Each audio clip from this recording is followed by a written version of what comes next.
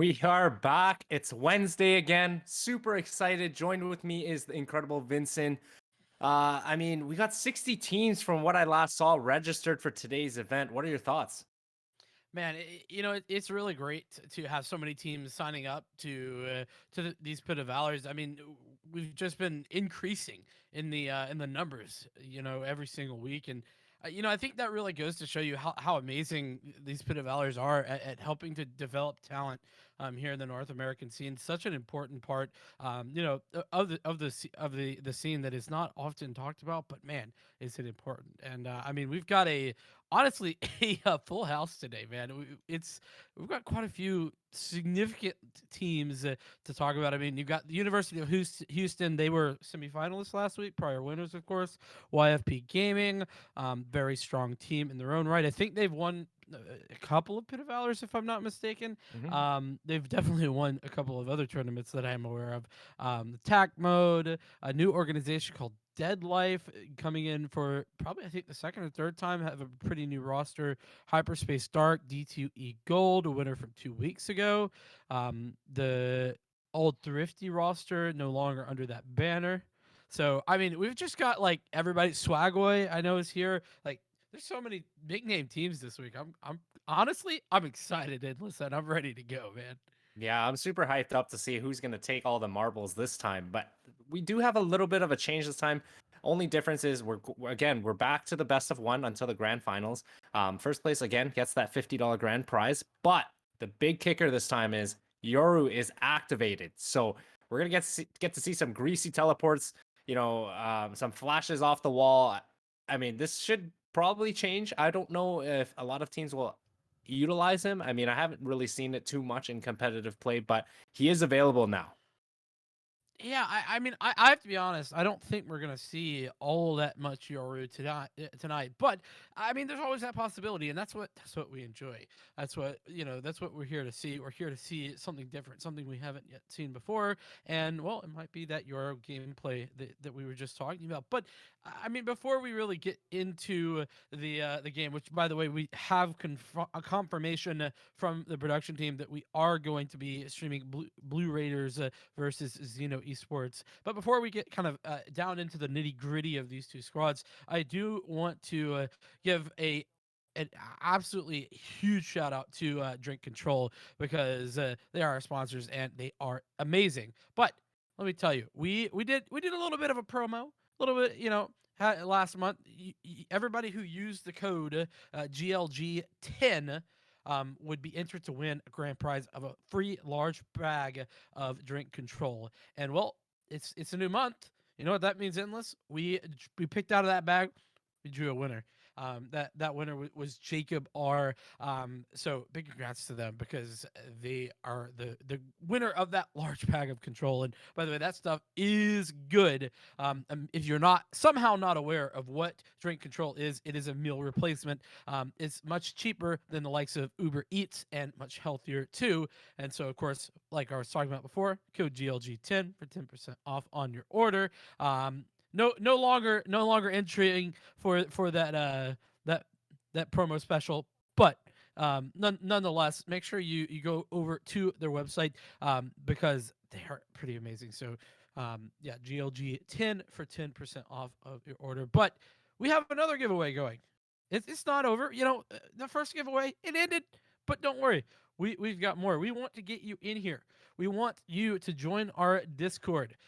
If you join our Discord, go into the giveaway channel, react to the giveaway bot in that channel. You'll see that when you get in here.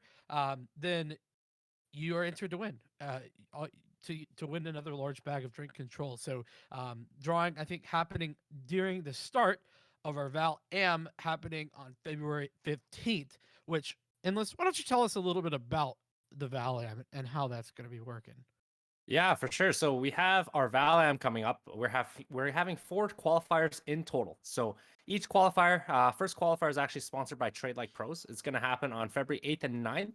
So basically, what the event is, it's for teams that are Immortal Plus, right? And then on top of that, 4 qualifiers with $100 first place prizes for each, right? The top 2 teams will actually get entered into the grand finale, which is a $2,000 event, which is our Valam. Um, so we have the sponsors all set as well. So first week, like I mentioned, Trade Like Pros is sponsoring the first qualifier. Second qualifier is sponsored by Spectral Esports. Third one's Hyperspace Dark, and the fourth one is Able Esports. So if you haven't already, look up their social medias. And again, type exclamation mark Discord. Join our drink control giveaway this coming month. This one's a little bit easier for you guys to win as well because again, no purchase required. So if you're in our Discord, react to that bot and get a chance to win that large bag. Yeah, I mean, listen, that honestly, if you aren't walking in and doing the giveaway, reacting to the bot, then I mean, I don't know what's wrong with you. You're just losing out for no reason. So get in here, better do it. Come on, man. Definitely something you should be doing. But like I said, Xeno Esports and Blue Raiders are the teams we're going to be starting with. Blue Raiders, a team that we have seen, I think, pretty often in Pit of Valor. They haven't had the greatest successes, I don't think. A couple of victories, a couple of losses, going out. I want to say kind of that like round of 16 level. If I'm not mistaken. I could be a little bit off. I'm just speaking from memory on that. But Xeno Esports, someone I haven't seen a whole lot of just yet. Yeah, I mean, Blue Raiders, they've been part of our events here and there, and they haven't seen the push that they, were looking for yet. So I'm thinking this week they definitely have regrouped, thought over the process, seeing what kind of map. I don't know if it's going to be Ascent just yet. I think we're just confirming. Okay, I just got confirmation. It is going to be Ascent. So to start off, I mean, if they're starting on defense, it's a map that they can really get into, the swing with. I mean, it is a more even of a map. So whichever side, if they're able to start off strong, I feel they can carry that momentum going forward. Yeah, I I would agree with you that that is definitely going to be the possibility, right? You start off early, start off strong, and then you get kind of rolling on your defensive side. But on top of that, yeah, Raiders, we are confirmed now on the defense to start out. But honestly, unless I think the main storyline here is that B stream is just Ascent stream. That's the real kicker here. We only stream Ascent here at the B stream. No other maps. Sit and bind every once in a while, but mostly Ascent, and nothing else because that's what we like to do. You love to see it.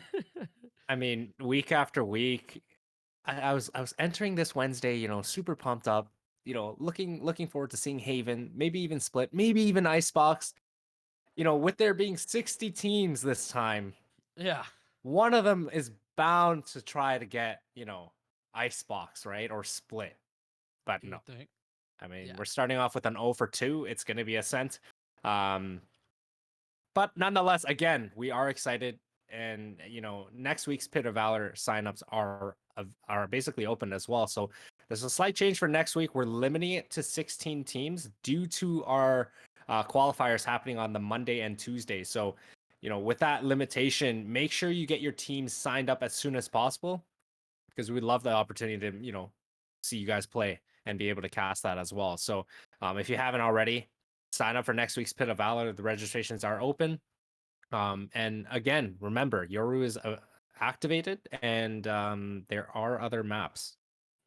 Yes, yeah. Make sure to remember the second part of that. There are other maps. Not that we don't love Ascent over here. I mean, I am a fan of Ascent. I know. Kind of the jury's out on this map. It does seem though that some people hate it, but I really enjoy it. But nonetheless, I would love to see something else every once in a while. No, that being said, Blue Raiders, a team I just did some whilst I was listening to your sultry voice right there, and I was taking a look and trying to find out, okay, where have Blue Raiders been placing in the last couple of Pit of Valors, and I found out the answer. So they've had a couple of tough breaks, a couple of poor performances in a row here. Not sugarcoating it, they went down pretty heavily. They only won one game in our Swiss bracket that we did a couple of weeks ago, and then From there, I saw Blue Raiders going out to Hyperspace Dark, who, by the way, a really really good team. Honestly, is one of the favorites to be like top 8 at the very least in pretty much any pit of Valor they're playing in. So like I don't really blame them for that. Like you got a tough draw in round 1, man. Like it happens. Like oh well, we move on. But yeah, last couple times around, certainly been a little bit questionable. But I have heard endless that our prayers have been answered.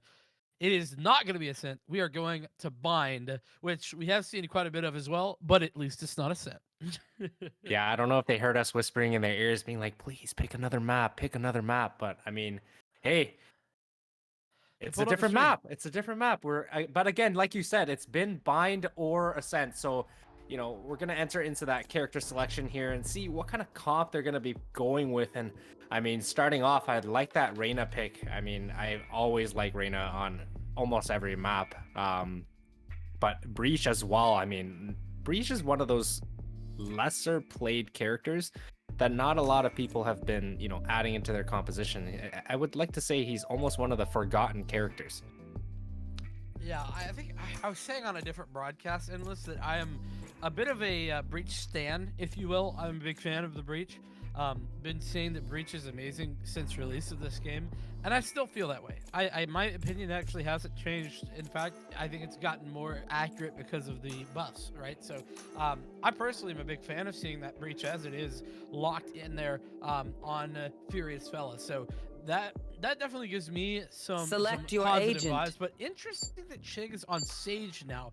This is kind of something I think we've been seeing a little bit more of on some maps. Bind not one of those maps, I don't think. But just over the last little bit recent couple of days since patch time, is the Sage pick coming out a little bit more often, and I'm not 100% sure why that is.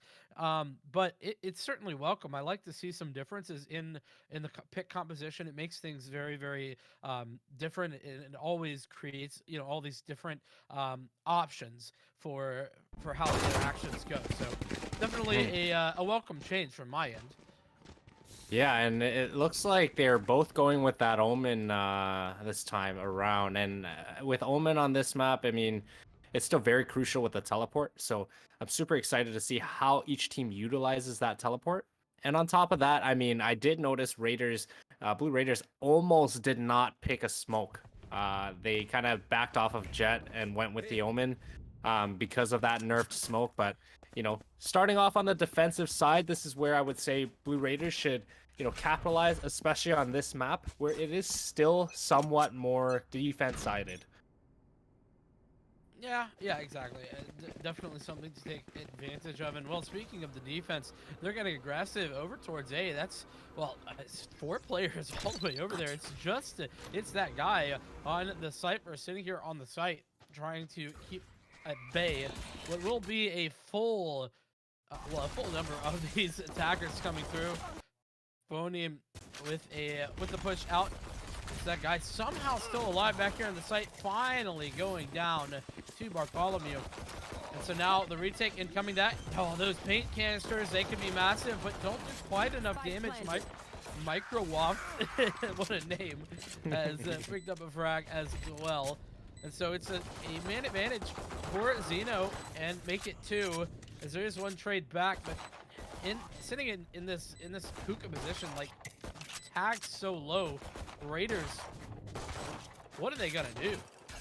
Yeah, with their health very low, I mean, it's not a lot that they can do. And with the post plant that Xeno's be able to hold here, I mean, Chig able to take out Schmack right away with Micro Waft, left with 5 health, trying to just satchel in, make something happen, but unfortunately just gets taken out. A solid effort, right? You do like to see the the defense going for that sort of play, but it just didn't work out this time, Endless. Yeah, and I mean, I'm not too sure what was happening. We're having a little bit of technical difficulties with the stream right now. So, you know, I wasn't sure what kind of setup they were really holding on the way in. But it seems as if, I mean, so be it. It was just the pistol round. Maybe it was just some sort of miscommunication. But overall, I think as long as they're trying to play together and just, again, knowing when to back up, when to wait for teams to retake a site, I think that's ideally the best. I'm not sure the positioning if they were caught out in the open, but yeah, that's my point of view in that one.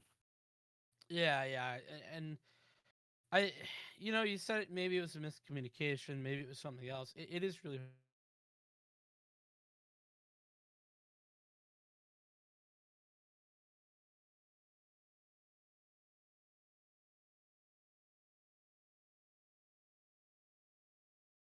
a team play together. Um, it certainly is a really solid idea. It's this thing to go for, and so I think moving forward for Blue Raiders, despite losing that first round, um, that certainly bodes well, right? This could be, like I said, a couple of bad breaks here for Blue Raiders thus far in the last couple of Pit of Valors, but now I think this might give. An opportunity for Blue Raiders to take a first victory here in the first round, and move on to the second, third round, that kind of thing, where they've struggled maybe a little bit more in the last two series. Yeah, and it seems as if Blue Raiders did save that round. So, I mean, it's good to see that they're not risking any more rounds. They gave it up, and now it's their official bye round. But Xeno here is going to be wrapping A, or actually going all 5 towards Showers. They're still on this bonus, so they're going to try to get as much guns down as possible. They're going to be entering site here with some flashes in the Sage Wall for that early plant. Oh, maybe not. Yep, they're planning, or fake planning, and now they're just trying to play Oh it no! post plant. But Micro off with that nade. That was devastating. And now everybody coming in here for this retake. It's not all the kills going their way, but finally those frags working out. They are in the favor of the Blue Raiders. And so they pick up their first round off the back of what was, I mean, it was a good idea from the offense, but just the execution, not so great. Yeah, they were still able to get 2 guns down, but it's not going to destroy the economy of Blue Raiders. This is the round, though, that Xeno really needs to win to keep the momentum going, because they're on the full buy. So if Blue Raiders are able to hold on, this would be perfect. I think this would be the best round possible for them, because then they can guarantee kind of another round after this. Yeah. It is very much a momentum shifter this round. So we'll see how it goes. For now, everybody moving, well, attacker-wise, towards this B site, but there's only a couple of players. Well, I say a couple of players. There's actually 3 players here, so it's not awful setup for the Blue Raiders. As that camera spotting out somebody, but look at the rotations. They're moving all the way back over towards A, and now off the back of that Lear to walk in. It should be at least some site control gain, but Microwaft still here looking for a player. Gets tagged with that sonar arrow, so they know exactly where he's located. Let's see what he can do sitting on that site. It's caught out maybe a little bit, but Padna not going to be finding that frag, maybe getting a little bit jumpy with it. It's now a retake incoming, but it's 5-on-4, so a significant advantage here for the defense. Moni, first contact, is now people preparing to swing into the Lamp's position. A little bit of damage done with the shock dart, following things up. Now Mask with 1, creeping through the smoke is Microwalk, actually catches out Furious Fella. And now that's just the frags, a flurry of them going Blue Raiders' way, as we are tied up in list 2-2. Yeah, Blue Raiders did a very good job that round, not giving Xeno enough, I guess, map control or site control. They were really only able to get out of Showers and short, or basically came all from short, and they weren't really able to get full control of CT or even Showers. And with Microwaft sitting in sight in the entire time, it kind of forced Xeno to kind of sit back instead of pushing him, because they were kind of unsure how many people were in sight due to that control they were able to maintain. So that was a really well played round, I'd say, by Blue Raiders. And again, I mean, they're on a half buy here on Xeno, and if they're able to win this round, it guarantees them the next as well. Yeah, exactly. So, I mean, again, that what we were talking about in the prior round about momentum shifts, we're seeing that right now live coming through and into action with the well, somewhat limited weaponry available. And so here we go, Lear in over towards Lawn. Microoft, who was at A last round, now doing the work over towards B. A double kill, in fact, is put down to just 3 players left. And oh, Microoft's getting cheeky with it, pulls the showstopper out, gets a frag for the trouble as the paint shells go back in. Could do a bit of chunk damage, but not quite there. So Microoft with a triple kill to open things up in this round. I mean, it's not looking great for Xeno. Yeah, Microoft showing his dominance right away. I mean, getting those 2 picks at long and coming back with the rocket launcher. Mass able to take out Bartholomew, but is trying to fall off, making sure they don't lose any other people that's necessary. I mean, it's a 5v1 situation. This was a half buy. Blue Raiders are looking quite strong. Oh, well, we found out you can spam that wall, so I'd be feeling like you're gonna get smacked regardless. And well, don't need to shoot through the wall if you got players all around you. A flawless victory there for the Blue Raiders as they take their first lead of this map, 3-2, the scoreline. Yeah, that was well played. I mean, they did everything they could there, and it seems as if Xeno is just gonna keep forcing, or at least broke buying. Not the entire team though, so that's something that I'm not too sure what they're doing. If they're just trying to force, some of them are forcing for next, or it looks like they're gonna try to buy for next here. But looks like they're gonna try to target towards A. They do have 3 of the Blue Raiders players playing in sight though, and I think Schmack is gonna catch off a few here with the Phoenix Flash, but he's able to fall off and, you know, try to hold off this push here. Well, that's very lucky that Lorena didn't get tagged by that hot hands. Now Microoft looking to get aggressive, and indeed is. Phoning goes down in the process as well as Chig. So the defense again starting things out with a nice frag. Smack with a double kill. That shot, incredible, leads it just to the Sova, who's trying to play it cheeky around this wall, but it's not for long. Microoft closes things out, and it's a full house of frags between Microoft and Schmack to put Blue Raiders up another. Yeah, and I mean, again, Xeno's gonna try to force or buy up here. They're pretty low in terms of the economy, and again, I don't know if you noticed, but look at Xeno trying to take A. They can't get off of short. They're not even getting U-Haul control. I mean, Blue Raiders is doing an excellent job holding them and containing them to a small part of the site to be able to retake that with ease. Well, you know, and to add on to that, Endless, they were really obvious about that take. It was never in doubt where they were going to be heading, and so the rotations came in almost instantly from the defense, and that certainly makes things difficult. We're seeing instant rotations come through yet again. This time over towards the B site, though, it looks like we might see a teleporter play potentially, but look at Sextarius in the absolute most aggressive position, pushing all the way through, and he's gained some information, but that teleport play that I was talking about, it's come through. And so now it's going to have to be a nice little flank. Microoft, the sole player here in defense, needs to slow this down a little bit. Zestarius on the flank gets taken out, and the frag to open the site as well is there for Xeno. So a 4-on-3 man advantage now for Xeno Esports as they head back towards the B site. The double fake was there and is good. I think they figured out Blue Raiders' rotation. I mean, once they make presence somewhere, it seems as if they're just shifting over.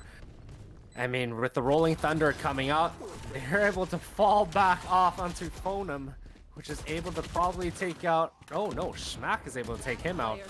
And Fierce Fella able to clear up. It's that guy, and it leaves it into a 3v1 situation with 2 ults up. Bartholomew and Sage playing that back haul, playing passive, making sure they're not going to, you know, jeopardize the round, but I think Schmack has no choice but to fall off here. he's doing just that. Doesn't want to be anywhere close to that spike when he goes off, and in fact doesn't want to lose this weapon. I don't know. I would assume money pretty good for Raiders, considering the flawless round and pretty close to it in the last couple. But yeah, indeed, very strong. In fact, a couple of players up 9K. In fact, at the beginning of that round, so plenty of cash to go around. But still, a solid round victory, and the score is looking just one the deficit for Zeno. Yeah, Zeno did a good job that round. Doing that double fake, somewhat figuring out Blue Raiders, defense and rotation. I'm curious to see what they're doing this round. It looks like they're gonna split closer towards B. I wonder if they're gonna fake it. I mean, them getting into hookah, I've seen them do it a couple rounds now, but they're not utilizing it enough. I would say they're just pushing people back and they're just kind of disappearing so that there's no more presence being shown. And that is a little bit difficult, especially if you're trying to fake the retakes. But that is guy able to, it's that guy, I mean, able to spot a couple in hookah. So they're going to start to shift rotations over with their Phoenix, kind of working up short A, Schmack here, and he hears them coming back. So rotations should start going back towards A. And I mean, I think Schmack's going to be able to get at least 1 or 2 here off guard. Do they check it is the question. Padna looks that way, and indeed, the double take takes Schmack out, and the answer is none. Thought might get 1, but yeah, not going to happen. That is well placed. Those paint canisters nearly taking the Sage out, but fortunately able to get off of the spike plant and then heal themselves up early and get away with it. So just 1-man advantage here, but make that none as Microwaft swings through, takes Podium out without even really missing a beat. 2 players over into this position, and Mask takes them both out. Both Lamps players taken out quickly as Bartholomew almost had the 1, and in fact did get the 1, but it was all for naught as everyone else was, well, just all around. There's no chance to pick up the clutch, and so Blue Raiders, they find another. Yeah, that was curious. I wasn't sure why Bartholomew did not play for the ult there. I think maybe he was just trying to help his teammates, but at the same time, holding full U-Haul control from inside U-Haul, it's never really been the best, especially with the peeker's advantage in this game. I mean, holding a flat wall angle is usually a lot more difficult. I'm just not a fan of holding that, but I'm just surprised. They had 2 ults. They didn't play for it, and now they're looking to get a fast hookah control, which they're doing and they have been doing, but let's see if they're going to be able to take this here. Well, I mean, this is certainly changing the pace. It's not been a lot of fast plays, granted with the not so great weapons in hand. I don't know if it's going to be super useful. Mask on the side is actually going to be taken out. That's that guy, though, with a double kill, make it 3, in fact, as the flash is good, but the frags, not so much. Microwaft with 2 as well. And so just continuing to push the score line up. We are 6-3.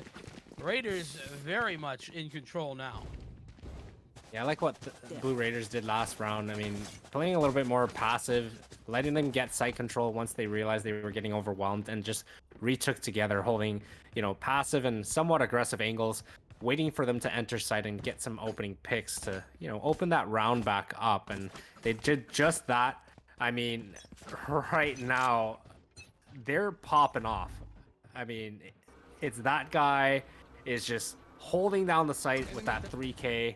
And, I mean, everyone has really been doing their part. Mask, we've seen some big rounds from him.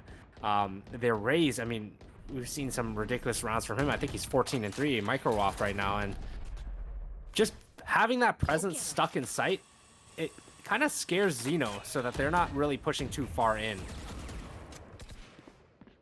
Yeah, and I will say that was all a ruse, just a fake to try and get some information and force some rotations. But rotations, yes, the information not so much, because now those rotations I was talking about moving over towards B. So this timing was not all that great, and so now it's going to be a push through. Really nothing found, and oh, Microwaft just barely missing on that showstopper. But it's frags going both ways. To trade here and there, but still 2-player advantage for Blue Raiders as now the rotations are through. But are they going to be enough? Oh man, they've just snuck 30 back seconds towards A, and unfortunately, Omen just TP'd at the worst time, thinking they were still stuck hookah. But I mean, I don't doubt they're going to be able to do this, hold this retake with Mass already in U-Haul. He's probably going to be able to get Phonum here, just being patient, waiting for that peak, and he gets just that. And Chig, unfortunately, stuck in pocket, nowhere to go. Yeah, that's just very unfortunate, right? Mask in prime position to play that retake and did perfectly thus, gave all the information away, and then got the double frag, in fact, to close things out. So, I mean, here we are, Raiders, they're up 4 rounds, and if you're Xeno Esports, what do you do the later stages of this half to try to claw back a couple of rounds, Endless?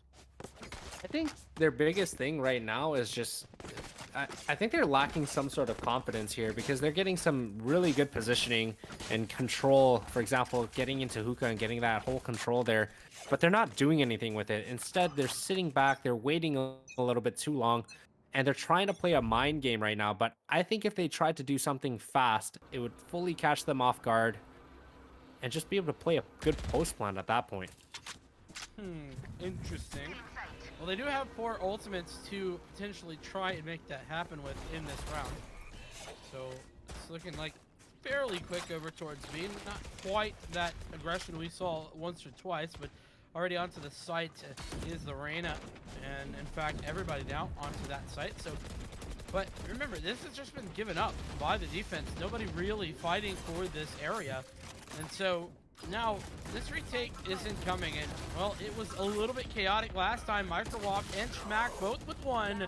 Zextarius and Mass followed things up, and it's a flurry of frags. Nobody getting even touched on the side of the Blue Raiders. And, well, they tried what you suggested, Endless, but that retake part didn't work out in their favor. It definitely didn't. I mean, yeah, they were on somewhat of a half buy, but none of them were playing together. There were no trades being attempted, and again, Blue Raiders just playing confident. They're playing together as a team. They're all on the same page right now on their retake, and the last couple of rounds that they've won has been nearly flawless, if not flawless. So, you know, they're definitely showing their strengths right now, and I would like to see Xeno maybe get this round, just so we have a longer half or a more even-sided half to see, you know, if Blue Raiders are going to be the same type of team on the attack or if they're going to run into the same type of issue. Well, they do have these 5 ultimates. Rolling Thunder could be coming through. That could be a great opener. In fact, maybe even well, I was just about to call the Empress, and indeed it does come through. So at least one of those utilized, but something that's not been great here for Xeno thus far is that ultimate usage. And in fact, the ultimate usage from Masked, in fact, doing more of that work. Furious Fella does trade on the Microwalk. So here we go. Really good positioning on this post plant now.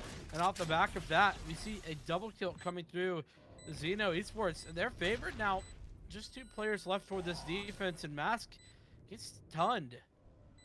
So yeah, this is going to be a hard retake here for the Blue Raiders. And I mean, again, looking at all their angles, Phonum gets It's That Guy and takes him out and forces a 3v1. But again, they were peeking 1 by 1. Had he lost that fight, it would have been a 2v2, and they lost their man advantage. So lucky them, they were able to get the picks. They were able to win that round. I mean, it brings it to a more even score of an 8-4 half.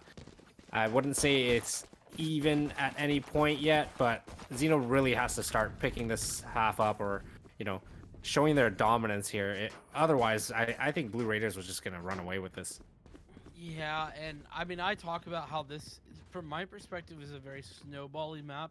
Whenever you start to get rolling, you can kind of roll a lot of rounds together at one time. But the key here for Xeno is going to be, you know, winning that opening pistol, getting things moving, and making that good start to put themselves in position to start that snowball effect moving forward. So we'll see if they can make that happen But I will be honest, the confidence that I have right now for them is not super high, considering that they just didn't seem to have a lot of like plans coming through. I mean, it was just like, hey, let's play passive, let's try to find a pick, and if it didn't happen, then things just kind of fell apart. But Raiders now on the offense, seeing as if they have a pretty solid plan, and that was to get the spike down, but Padna not allowing that to happen. It is quickly traded out though, so that spike going to be planted eventually by Schmack this time around.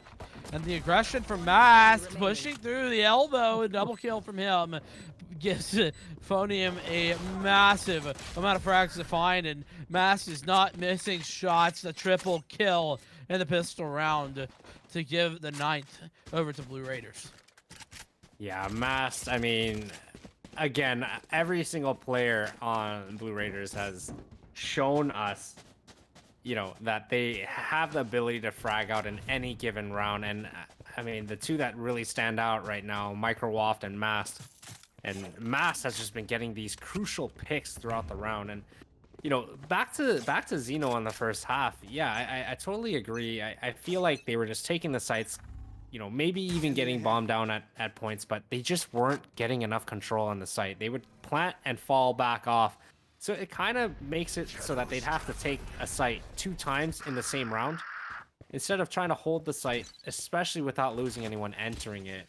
I mean, I think that's just the issue with their attacking side.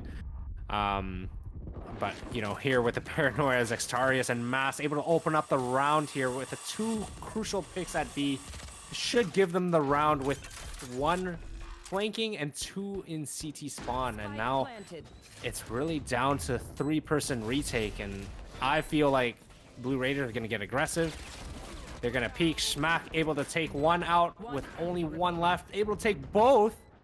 And it leaves it all to Reyna for that long, or actually short flank and phone him.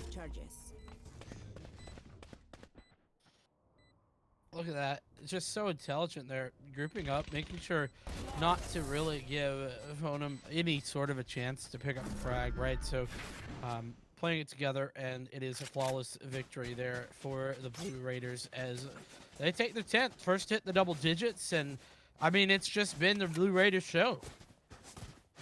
Yeah, and with Zeno forcing this past round, you can see their economy here. I mean, losing 2 rounds straight, that's goes back to us talking about, you know, whether or not you should be forcing and how confident you are in it. Yeah, if you force and you win, you do automatically, you know, kind of put yourselves back into it and can bonus them back when they have a full buy. Or if you lose it, I mean, you're just giving up the next round for free. Yeah, and that's the thing, especially at this sort of deficit, right? You have to question whether or not that's the right decision. Wanting to probably get as many, like, those full gun rounds as possible, but let's see how it works out. I mean, like you were saying, it's always possible to pick these sorts of rounds up, and right now, there's quite a few of the defenders over towards this B site, and that's where it looks like the Blue Raiders have elected to head. And as I'm saying that, though, they actually fully rotate Zeno. I don't know if they got a call or what, and they might get sold on this as the Omen just tries to lurk out. But here comes the push. All the utility is out. Boombot as well. Spike getting planted, but Furious Fella can swing around, and in he does, but doesn't get the kill for that matter. This one from Bartholomew to be picked up, but that does leave still a man disadvantaged. And oh my goodness, Masked the shot through the pipe, and here, well, it is all over for Zeno as Blue Raiders secure their 11th. Yeah, that was just, I mean, 1 by 1, trying to hold the site, trying to play hero Valorant, and not really communicating with the team and retaking together. But I mean, nonetheless, even at the end when, you know, Mass shot that recon, I thought someone would have shot it, but nope, they let it ping them. They got spammed through tin. I think they've given up personally. I mean, you know, you certainly always are going to play till the very end, but that mental game, it's such an important part of the game of Valorant, and right now, Zeno clearly losing out on that one. Run it back, invested. That's headed over towards A.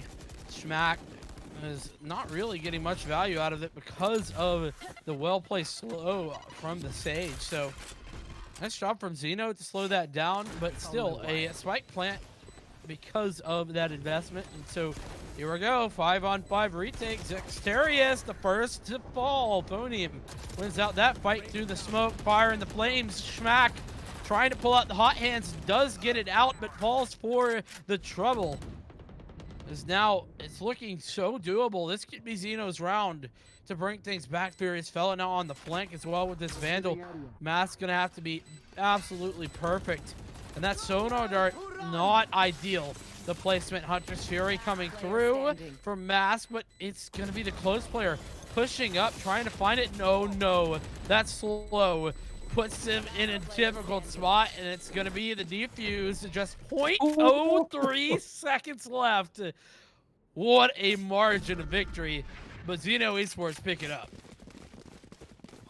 What a round. I mean, it seemed as if everything was kind of everywhere. But the difference there was Blue Raiders, I don't know, when they took A, look how much control they're trying to get. You know, they're trying to get CT control. They're trying to hold off rotations and just make noise so that they kind of get a little bit more overwhelmed. But it ended up biting them in the back because they lost 2 people due to a crossfire, and it opened up the round back up for Xeno. Get all that info just off the bat of that flash. Furious Fella has all that information now. Boombot goes through. Information gained. And now I don't know if Kuma got a tag, but throwing in that Hunter's Fury, but not really going to be hitting anybody at all with it. I mean, you have to ask, you know, what was heard, what was seen to prompt that investment, but the wall goes up from the Sage over towards A, but that's going to be taken down before it can get to its full durability. And the swing incoming. So again, some early rotations really opening things up for this site. And the A hit there. Blue Raiders get the plant. Yeah, that was good info. I mean, it allowed them to kind of shift rotations. And with this retake in a 4v3 situation, Raiders can definitely win this round back with the man-up advantage, and Schmack is going to make it a 4v2. But Padna and Furious Fella able to even it out here, and now it's a 2v2 situation. It's that guy, Microwaft. Can they hold it? They're in good spots. They're able to hold it, actually, and Furious Fella forced to swing here. And unfortunately, Microwaft activated that showstopper. But they are able to secure that round, and it's now match point. I mean, you know, it's a round victory, so yeah, you certainly want that showstopper back, but it's really not the worst, you know, trade, realistically. A round victory for one ultimate, hey, you take that any time, right? It's not bad. So now match point here. Remember, this is best of 1, so fortunately Xeno looking at their tournament lives in the single elimination bracket, so Xeno would have to, pull, what is this, quick math, 7 rounds in a row to tie us up? Yeah, they need 7. It's going to be a tall task. Let's see how they step up to it. Operator out there, standing over towards A, and it looks like it should be an A hit, as here comes the run it back. Schmack looking for the information. Nothing really found just yet. And, well, that operator taken down. Rather, it was a Marshall. My apologies. From Smack. And now 2-man disadvantage. Make it 3. Zexterius with the frag. And so, unfortunately, with shots not really allowing for much, as now it's just the 1 player left. And they're spotted out and taken down. 13-5 in the favor of the Blue Raiders, and they have secured, well, their first, you know, real victory here in Pit of Valor in a little while, right? I mean, they've been here a lot, you know. They certainly not their first victory, but you know, had a bit of bad luck. They've brought it back around. I'm curious to see how they continue as we move forward. What was the main reason that Blue Raiders was able to take that in your mind, Endless? I think it's their teamwork and their overall chemistry. I think, you know, on the retakes, they were really on the same page. They knew when to play what, when to back up, when to get aggressive. the map control they were getting whenever they took sites as well. I mean, that was the biggest difference between them and Xeno. I mean, Xeno, we've seen it multiple rounds in a row where they take site and they don't have that issue getting into that site, but it's just about what you do after you get in that site, right? And they got in it, they backed right back up, they gave up full site control essentially after they planted the bomb, and or they were stuck, right? And it's a tough situation, but I mean, I'm happy we did get to cast that map. You know, Zeno might even be able to watch back the demo and just understand from a third person part of like point of view, what were they doing wrong, what wasn't working, and try to get that chemistry kind of fixed. Yeah, I mean, it definitely seemed like the decision making from Zeno just was, I mean, a little bit slow. Especially I think back to that round, last round of the first half, right, where there was 5 ultimates online, and all of the ults were kind of an afterthought, except for the Empress. That was it. We saw the breach kind of throw that in there at the very last minute. We didn't really see effective usage of the breach with regard to opening things up with the Rolling Thunder. I thought the stun was a little bit poorly used in general. Like there's just so many bits of utility, and the ultimates are kind of a microcosm of that.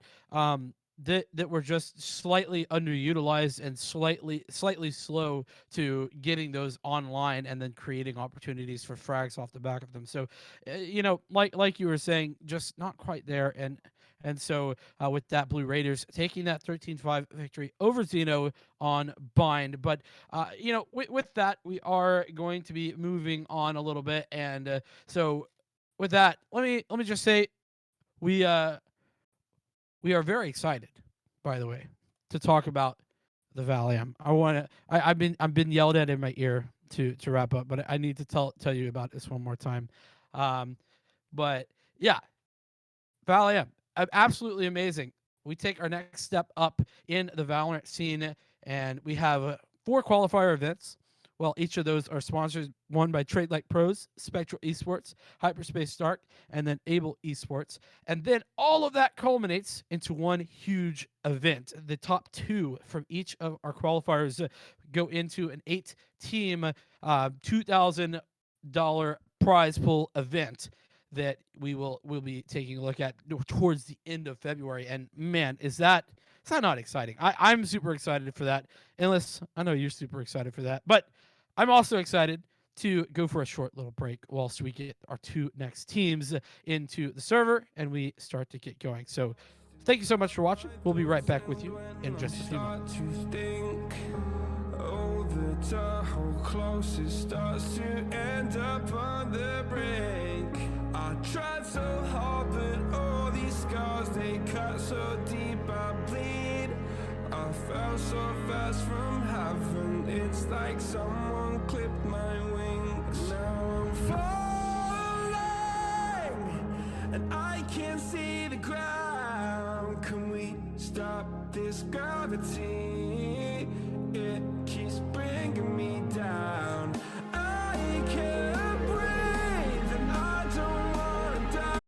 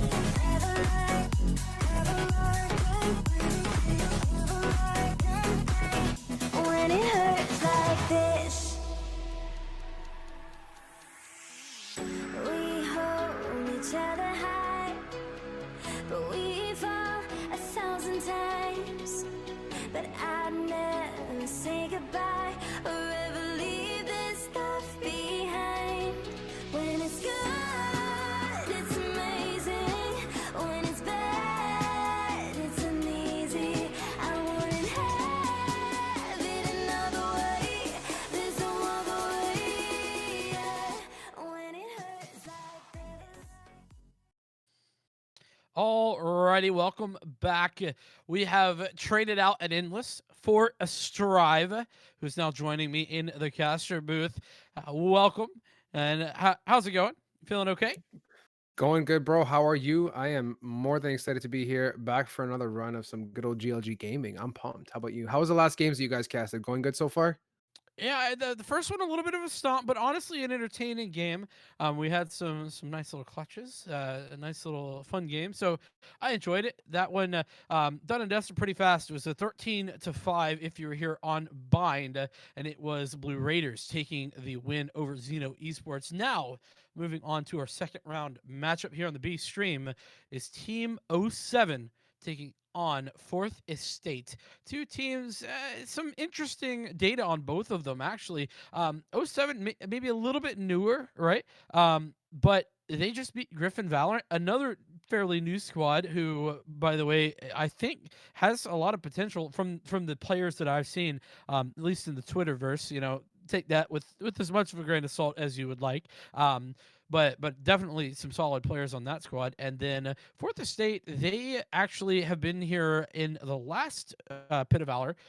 They lost in the first round to Finance G, so they're looking to get their maiden victory. Actually, they had a bye in the first round, and so they're coming in maybe a little bit cold, but certainly ready and rearing to go. Definitely. And I think we are almost ready to go, guys. Couple things we want to touch on. I think before we get in there, guys, as you know, yours allowed. It's BO1, guys, as you know, and first place, of course, is a $50 win. You cannot go wrong with that. Nope. And what else did I miss here? We don't know anything about map situation yet, do we, Vincent? I don't think so. I heard through the grapevine that it might be Haven, but I don't know that for certain. So okay, indeed, I have been told that it is Haven. So listen, and I were talking about the streak, how we've only been to a sit and bind here on the B stream, and we thought we had a sit first. We got brought to bind, and now we are blessed by the Haven. And I'm excited as we go into that character select your strive.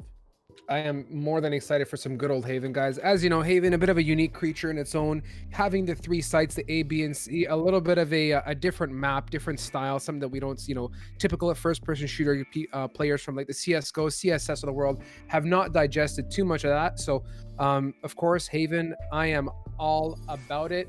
Picks coming out there like rocket ships. These guys are ready to go, and we are loading in. Predictions feels I'm really looking forward to seeing like the attacker plays. As always, defender is fun and all, but I love seeing the rotates and the pulls that people get, as they start to swing from site to site. So much close proximity, so many entry points. Vincent, what's your highlight for Haven, and what are you thinking? Well, I mean, it's kind of hard, right? Because it's kind of very much dependent on who the teams are, how they play that defensive side. If they elect to maybe leave A open, whether or not they like to commit towards A, they leave C open. There's so many different ways to try and commit on the defense. So my eyes certainly on the defense. As for the victors, honestly, it's a toss-up. I'm not too sure. I think that these teams, not necessarily a ton between them, at least not on paper. So we'll see who can to take that victory. And like I said, Fourth Estate maybe looking for their maiden win here in Pit of Valor. So I'm looking to them to set the pace here. Indeed, looking like your pretty standard attacker setup, guys. I mean, you got some folks going long a short A. Looks like the other two teammates are posted up outside of C. I smell, throw some util, make a little rotate happen, and look at that right away. Sova Omen are jetting their way over to the A site, but surprise, surprise, Cypher and the attacker Omen are sneaking their way into C. Yeah, the nice little bait and switch coming through. Remember, cannot overcommit. Don't know where the spike is going until it's getting planted, and it was super effective. I mean, that's 5v5 and the site already taken. So this is going to have to be a strong retake. It's quite hard to retake versus 5 on the C side, I find. And the first frag going the way of '07. A second as well, but Bartholomew, or rather Banana Bone, trading back. Bartholomew in the last game. Iroon with one more, leaves it at just a 1-on-3, and it's one, but not anymore. Carno taking the frag as '07 pick up the first. Indeed, it almost seemed too good to be true. I mean, it started pace with that one original pick that we had, fourth estate. Phoenix pushed out a little bit into mid. I'm not kind of down with that. I mean, I understand the purpose, but you know, I'd much prefer you play with the team, play a crossfire, play smart to stay alive, and that was not the case. As Papa Cole gonna whip out the Papa Aries for round 2 here. Woohoo! We love to see the Aries getting some playtime, you know, getting pulled out. But you know, this is kind of that second round, right? You're in a position where it looks like we're not seeing a force buy, and I think Endless and I are on the same page about that. Not really loving the force buy second round, typically, especially not in the attack when you could pull out the easy rifles on the third. But what's your take? You liking that force buy? As it looks like it should be an A open site. I'm not a force buy kind of guy, especially at this level of gameplay. I would say, like, not taking the wrong way here, guys, but you know, to make force buys count, you have to be just like 20 shades of cracked with your pistols and, you know, the light guns. You got to be able to hit shots and land on the head. You're not going to outshoot a primary with a pistol to body shots, unless there's some, you know, fluke magic the enemy team also whiffs. But yeah, I'm not a fan of that. And as we're speaking here, it looks like 07 is just doing some clapping activities as they're executing onto site, and they clean that up real nice and quick. Big guns definitely paid off for sure. Oh, clapping activities. I have to remember that. That's great. I love it. But yeah, flawless round, like you were talking about. 07 looking strong in the opening stages of this game. And like you said, best of 1. So every round here counts, and it counts big time for, you know, taking the victory moving forward. So let's see the first. You know, this is the first gun round, right? For fourth estate. Let's see what they can dial up, what their plans are as they move forward. A little bit, you know, of a bonus round, so things shouldn't be nearly as difficult as they could be, considering the weaponry for the defense not ideal. That it is. I mean, you nailed it there, Vincent. Is yeah. Here comes the barrage of Aries through the left door there. But I think the pace is going to change a little bit. You know, the first round was a nice fake, which they got into sight. Round 2 was a let's slap A. Maybe round 3 is the let's slap B. So far looking like that. They're posted up. I think they're going to try and execute on Garage here, given the setup. But Frosted going to connect on High Rune, taking him out. So number advantage, very nice so far. Let's see if they can capitalize on the +1 here. Well, and that aggression over towards C, the peak, just not working out in the favor of the defense. So, like I was saying, important round to find, especially because of the bonus weapons. But everybody was over towards B, like you were talking about, but that has quickly moved over towards this A site. And, well, it's a full rotation from the defense coming through, but the long range with the SMG working out well for Carno. Bandito with another long range frag with a weapon that maybe shouldn't have been getting away with that, but now has been found out. But everybody knows kind of what's going on. That peak not netting much of anything as Bandito just tries to get away with his life, and indeed does. That's going to be a thorn in the side of the offense here, but it's going to have to be, well, just this Reyna to find the frags and make things work, and he's going to check it. Indeed, he does. Zim, the first kill, but not going to be enough for the quad coming through from the opposing Reyna, doing everything necessary to pick up that round. That was Amcat to close things out. Really, really good work all around the board. I am really happy with the way that one went down for them. And I'm, you know what? Solid first 3 rounds. Cannot complain. Moving into round 4, and there we go, guys. Just wanted to. The production team was working on the scoreboard there, so don't panic in chat, please. We're looking really good now. All in all, this is looking great so far. No one can complain, and let's just ride it out. Let's see what they can make of this next full buy on both sides, Vincent. Yeah, and well, I think this is kind of the start of, okay, the question marks. Oh, that timing. Bandito just turning away at the worst moment. Oh, so unfortunate. But Zim on the defense, we talked about how this is kind of that first full gun round for both sides, and Zim doing wonders with that weaponry to open things up, as now the run it back comes through. Frosted trying to open things up onto C, but immediately gets sent back. High Rune throws out the paranoia, but gets paranoid in return, and Callum follows that up with a shot to the forehead. Makes things so much more difficult. Now even across the board, 3-on-3 for the retake.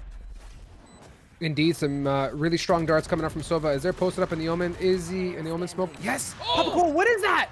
What is that nonsense? with the third in his back pocket, cleans house. That was just some, that was. I that a think what sonar? happened. I don't think so. I think he may have seen them on radar, but I'm not gonna jump up and down and yeah, I don't know. That was nuts. That was just cracked, man. I mean, it could have been radar, could have been a sonar. I mean, Yeah. Either way, it was nice shots. I mean, they don't want to take anything away. It doesn't matter how he knew, but he was aware. And well, that is certainly a way to put Fort the State back into their place. They are back on the poor economic situation. They are living paycheck to paycheck right now because they are struggling with the cash flow. Not ideal as they're walking through. It's just a couple of pistols, an upgraded stinger for one, and even more aggression. This is what I love to see from the defense, Tribe. Just making sure to take some positioning every single round and then walk away with it. So as the paranoia comes through into garage, some control gain here for the offense, but it's really an empty C site as now retake can come in, the spike getting planted. I'll give it to them, Vincent. Good discipline, knowing that, you know what, guys, there's no reason to get on it. Papa Cole knows what's good. Gonna send that ult, Punchy Fury down and take out 2 for himself. And, you know, okay, this is what I was going to comment on, right? This round's going to go down, and I kind of have a vibe as to what's going to happen. 07's going to take this, possibly. No, maybe I'm talking too much smack. No, maybe I'm right. But what I really wanted to touch on here is, as this dart goes down, I'm probably going to clean this kill up. Hyrule? Yep. So the one thing that irks me, right? Someone needs to do the statistical analysis on this and really tell me, what is the value in buying a Stinger? I understand, save, have enough, whatever, 2,000 to buy for next, but why buy a Stinger very well knowing that the rest of your team is not bought up? Like, statistically speaking, I don't think I've ever seen, even in high-level gameplay, one teammate who decides to spend 1,000 on a Stinger come back and ace it for the team or carry that round. It doesn't make sense to me. Like, to me, just like you said, save the money and buy as a team. $1,000 bucks, $1,000. You know what I mean? It just irks me a little. Yeah. Well, I think you make an interesting point. I would love to see that statistical analysis. So if somebody is a mathematical wizard in the chat, please do that, because I'm very curious to know, like, kind of what that would look like. Because if it does come out that, I don't know, it's 50% of the time they get a frag, then, fair enough, right? Go for it. But not too sure. Certainly doesn't seem like it works out all that often, but hey, what do I know?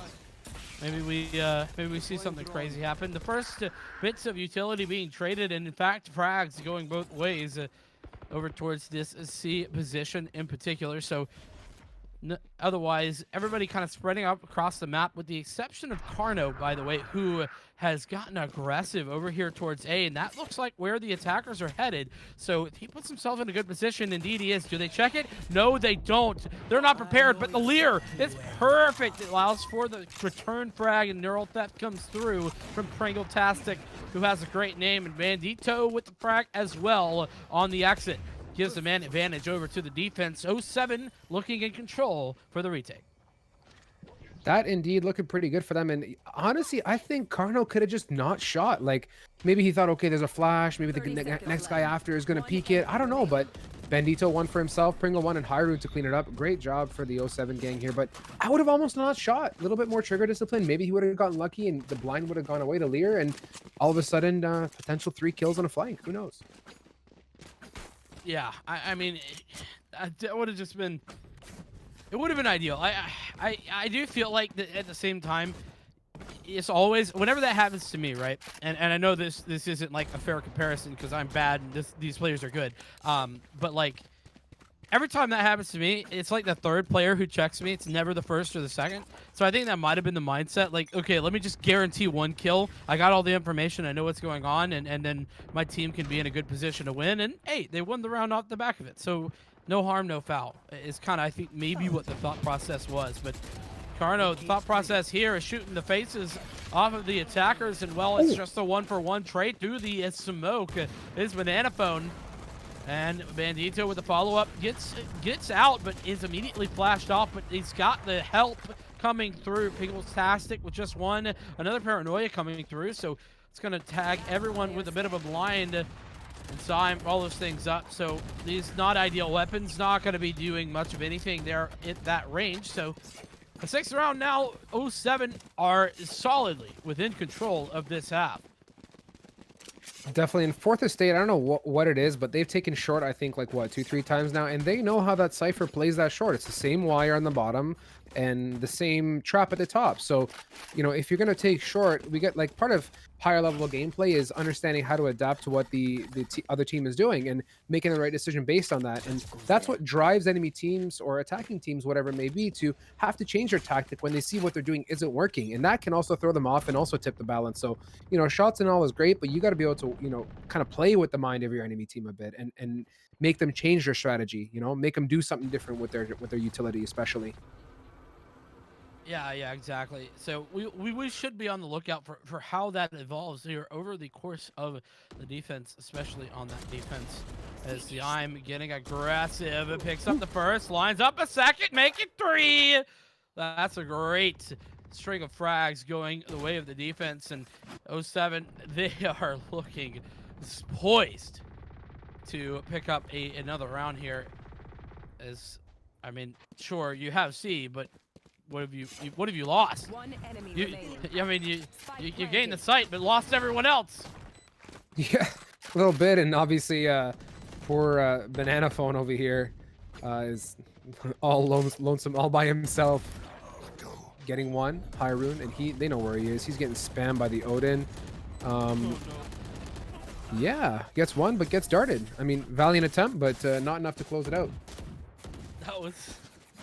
That was just unfortunate. That Odin in perfect position, prime position, you could say, to shut him down. So, I see what you did there, by the way. oh yeah, yeah. Thank you. No problem. Odin's so strong at that specific set of skills, right? You know, shutting down and denying positioning for your opponent. So that, of course, brought into the next round, and another operator picked up for Bandito, who's been pretty good with it so far, sitting at just 6 and 4. But it's been pretty high impact kills, the ones that have been grabbed by that operator player. So we'll see how this goes. As there's an Empress popped, I think that was on the offense, and indeed it was. So everybody kind of getting the hell out of Dodge, not wanting any part of that. But the Empress actually over towards mid, so we'll see how the C push comes through.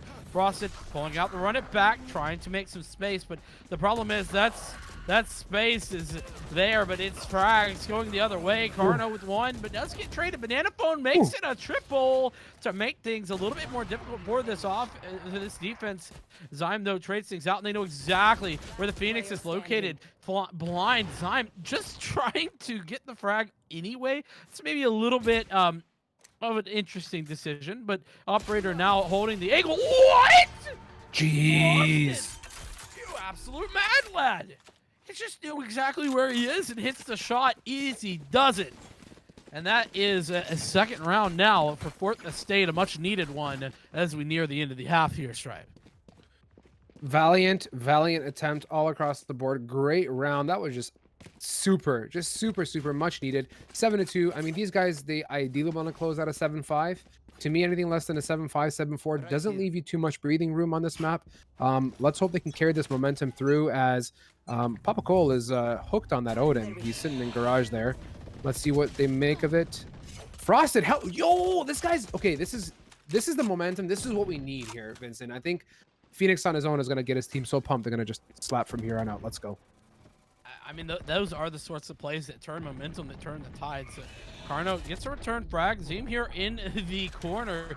It's making things difficult, and in fact, the dismiss there. Blind to follow that up. That was paranoia to go through. So whilst it was certainly a momentum turner, it's not quite enough to pull out the victory. Zyme with another triple kill. So that's an 8 now. 8-2 score line. 07 bounce back quickly.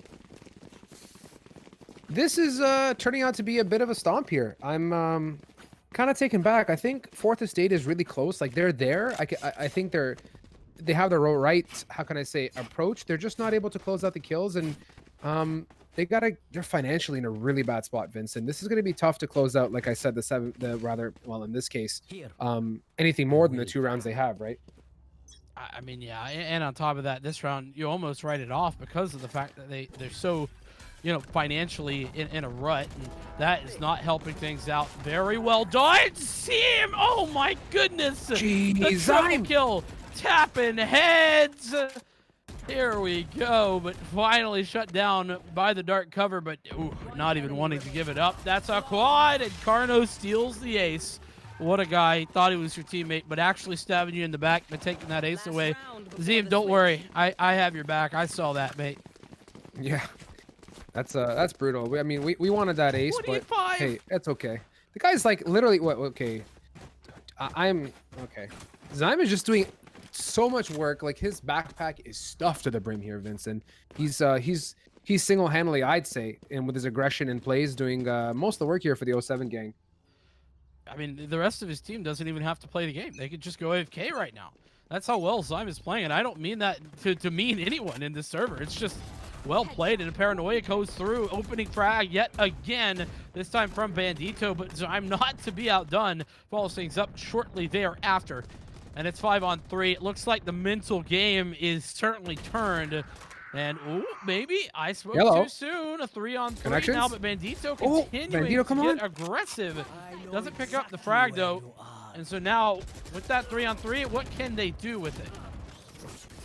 Hopefully they can make something of this here. Swing. Carno gets one. Pringle trading out another one out. So number advantage evened up all across the board here. Can they make this work?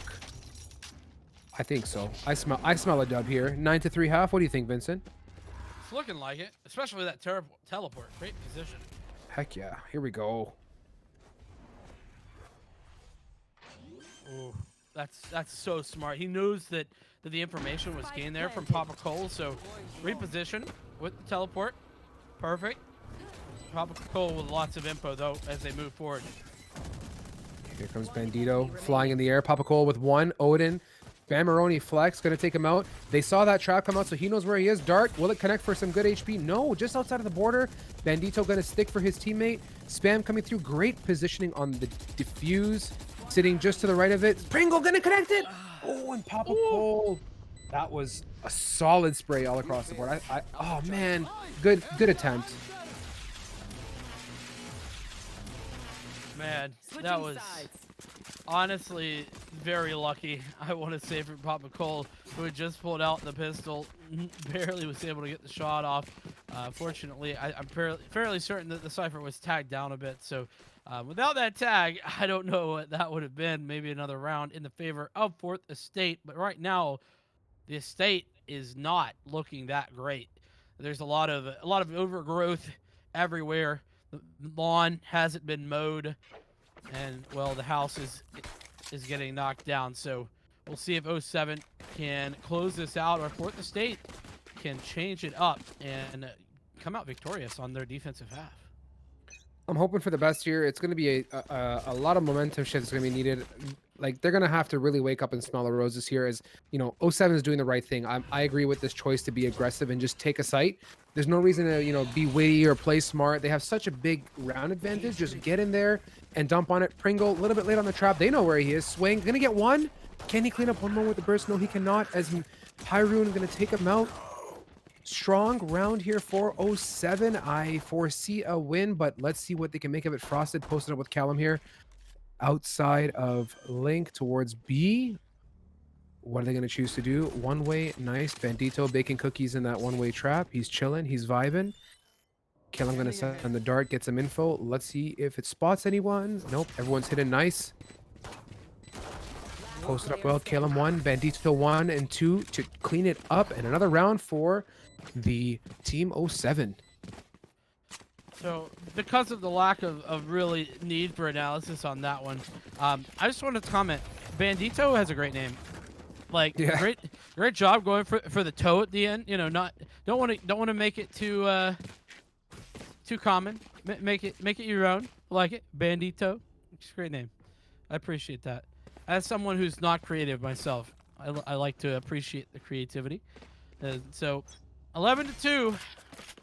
This is, I mean, I keep saying, you know, this would need to be the start of a comeback. This needs to be a round here, but it really does this time for the State, as B hit, and well, that Paranoia was strong, but remember, you have the near sight, so able to follow that things up. Hiron with 1, but Banana Phone picks up 2, make it 3.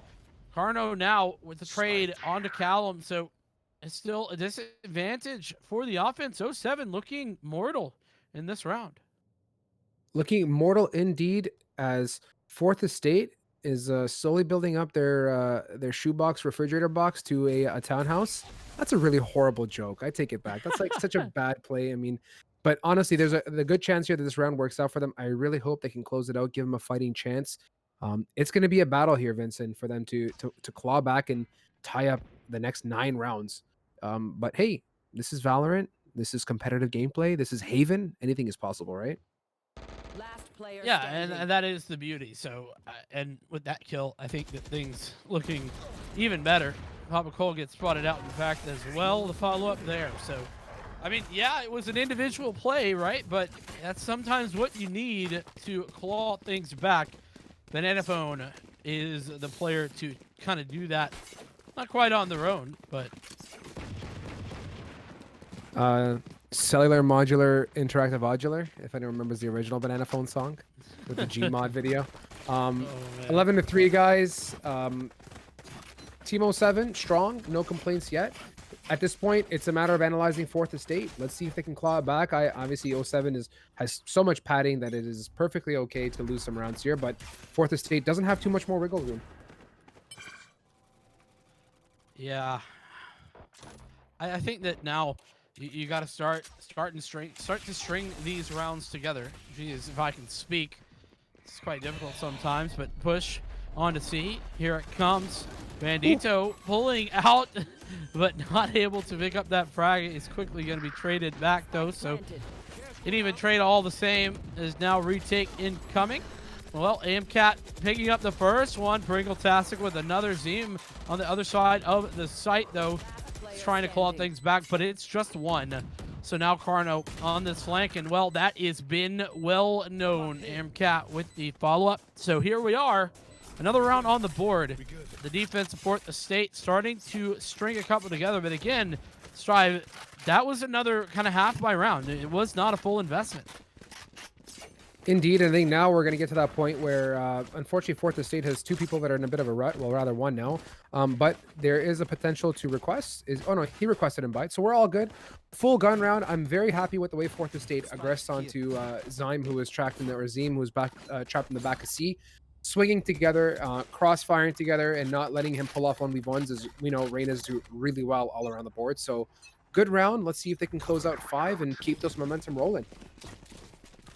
Yeah, and that would be exactly what you would need to see. So let's see, we're seeing kind of the same thing as this pistol round, right? From the offense. So this time there is, I think, 1 player committed here. No, just kidding. No commitment, as AMCAT is going to be taking one out on the entry. Bandito has gotten a significant position onto the site, and it is still a disadvantage though. We'll see how Banana Phone elects to make this happen. They hear the plant going down, but that's going to be denied immediately off the back of that. The Paranoia already committed. And this retake is already coming in. The spike's not even planted yet. And they're coming through. Bandito with 2, but all the other frags going the way of the defense. Fourth Estate looking poised. Zim, just able to pull the dismiss out. Still a 1v2, but somewhat more possible now. Oh, Empress being popped. Zim, once this round, is playing out of their mind and is being patient, just waiting. 30 seconds left, but it's not enough. Pringle-tastic is able to pick up the frag on the swing from the Reyna. And that's another one on the books. The first real gun round of the half there for Fourth Estate.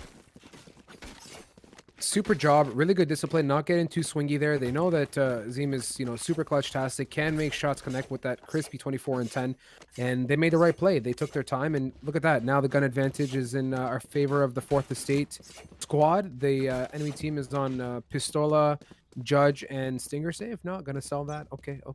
This is all right. Again, why buy the Stinger? Why? Oh, okay, all right. No, he bought and then he sold the Phantom. I nearly had a stroke.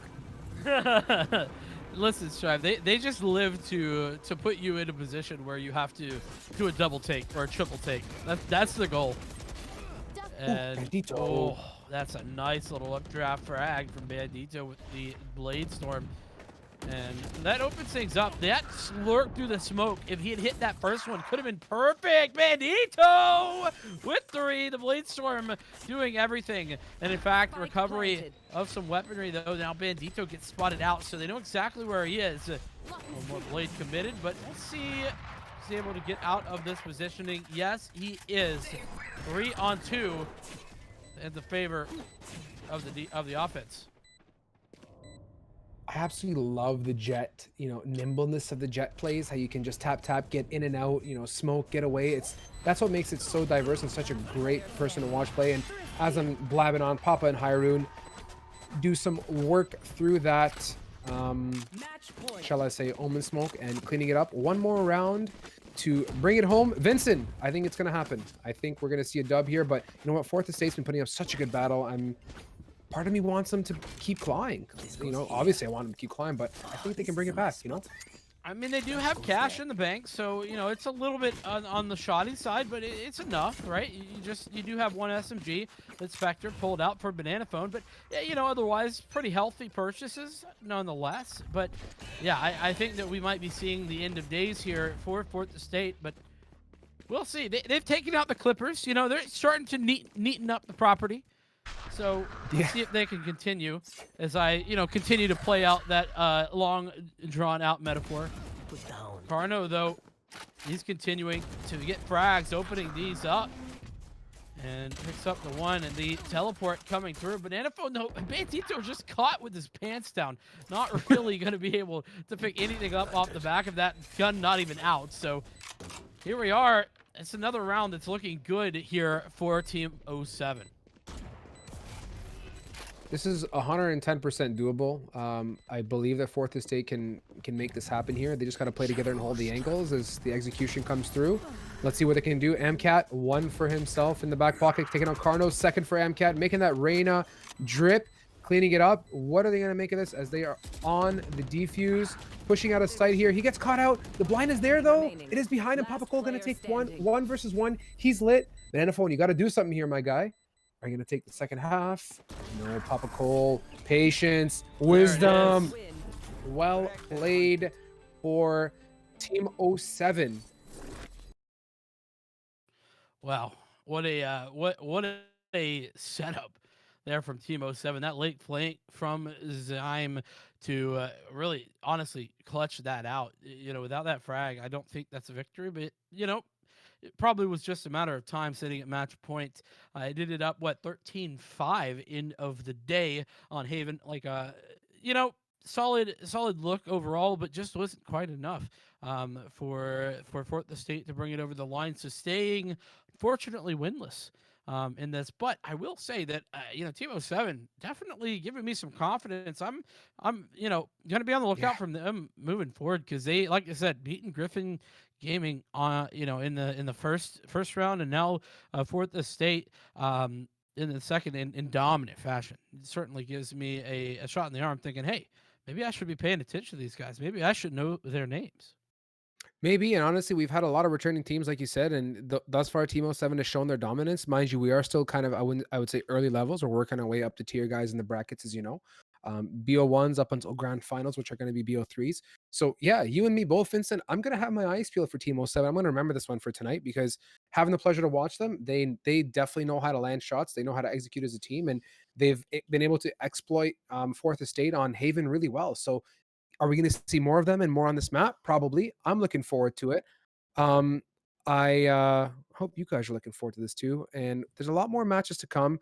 Guys, I want to mention one thing here that's, different from our previous weeks. If you haven't already, be sure to get in on our Discord, guys. We're doing a giveaway for Control, as you guys know. We always have our promo code GLG10 available, which is great. You buy, you get a chance to get a free large bag. And this time we're doing a little bit different. Discord gets you another chance. So Discord not only is a great way to hang out with us, meet some peeps, have some fun. But if you go to the giveaway channel, react to the giveaway bot that's in there, you might want to win a large bag. But who comes for the large bag? Really, that's just a plus. Come slap that button, but also come to hang out with us because that's what it's all about. And we're drawing in the Feb 15th Valam. So be sure to tune in for that too. That's a big deal, right, Vincent?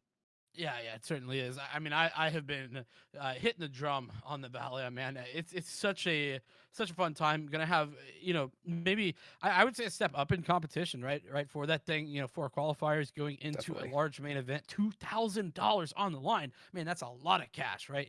You love to see that, and of course, big thanks out to our Valium sponsors, the teams that are sponsoring those qualifiers. That's Trade Like Pros, Spectral Esports, Hyperspace Dark, and Able Esports, all of them. I mean, huge shout outs because that is amazing. And we, of course, appreciate that as well.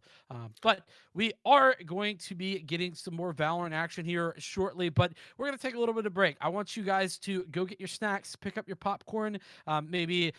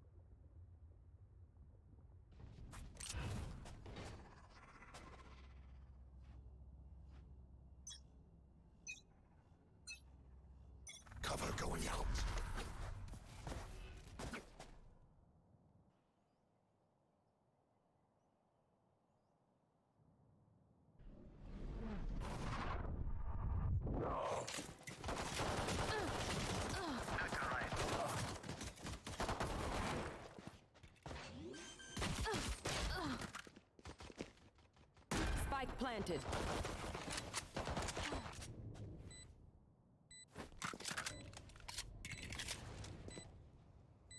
Last player standing.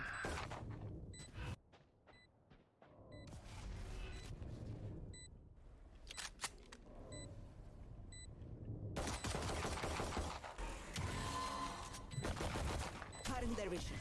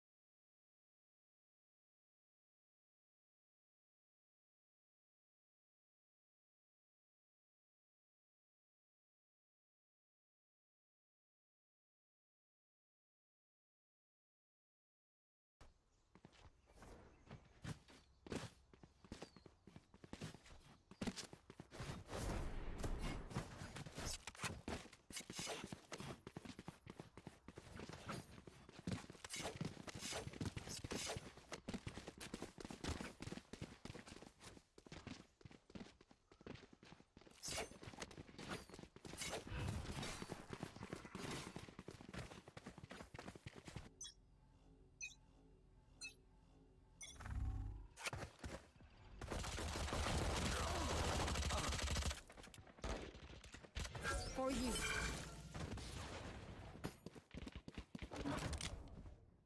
One enemy remaining. Got him.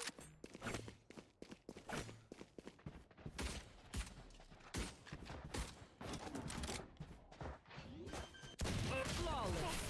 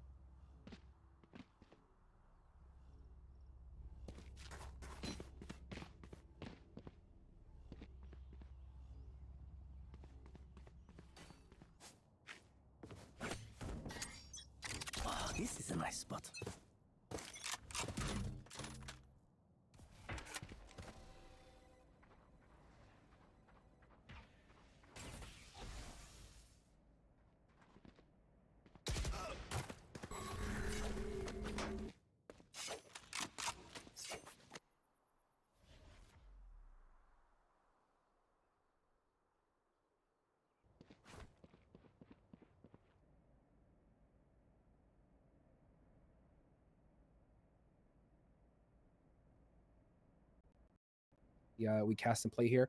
So that number advantage makes it a little bit tougher to spread out and execute on a site. And obviously, O7 really needs it as they are yearning for this round. They're gunned up, ready to go. Let's see if they can execute onto A here. Yeah, it looks like they're gonna just be able to walk up onto A, and O7's gonna play a little bit of a retake. I mean, they're up a number. They know that they're on. It's kind of half by guns and bonus guns. So if they play their time, and as long as they're retaking this together, which it seems like they're gonna go for it, they should be able to come clean in this round.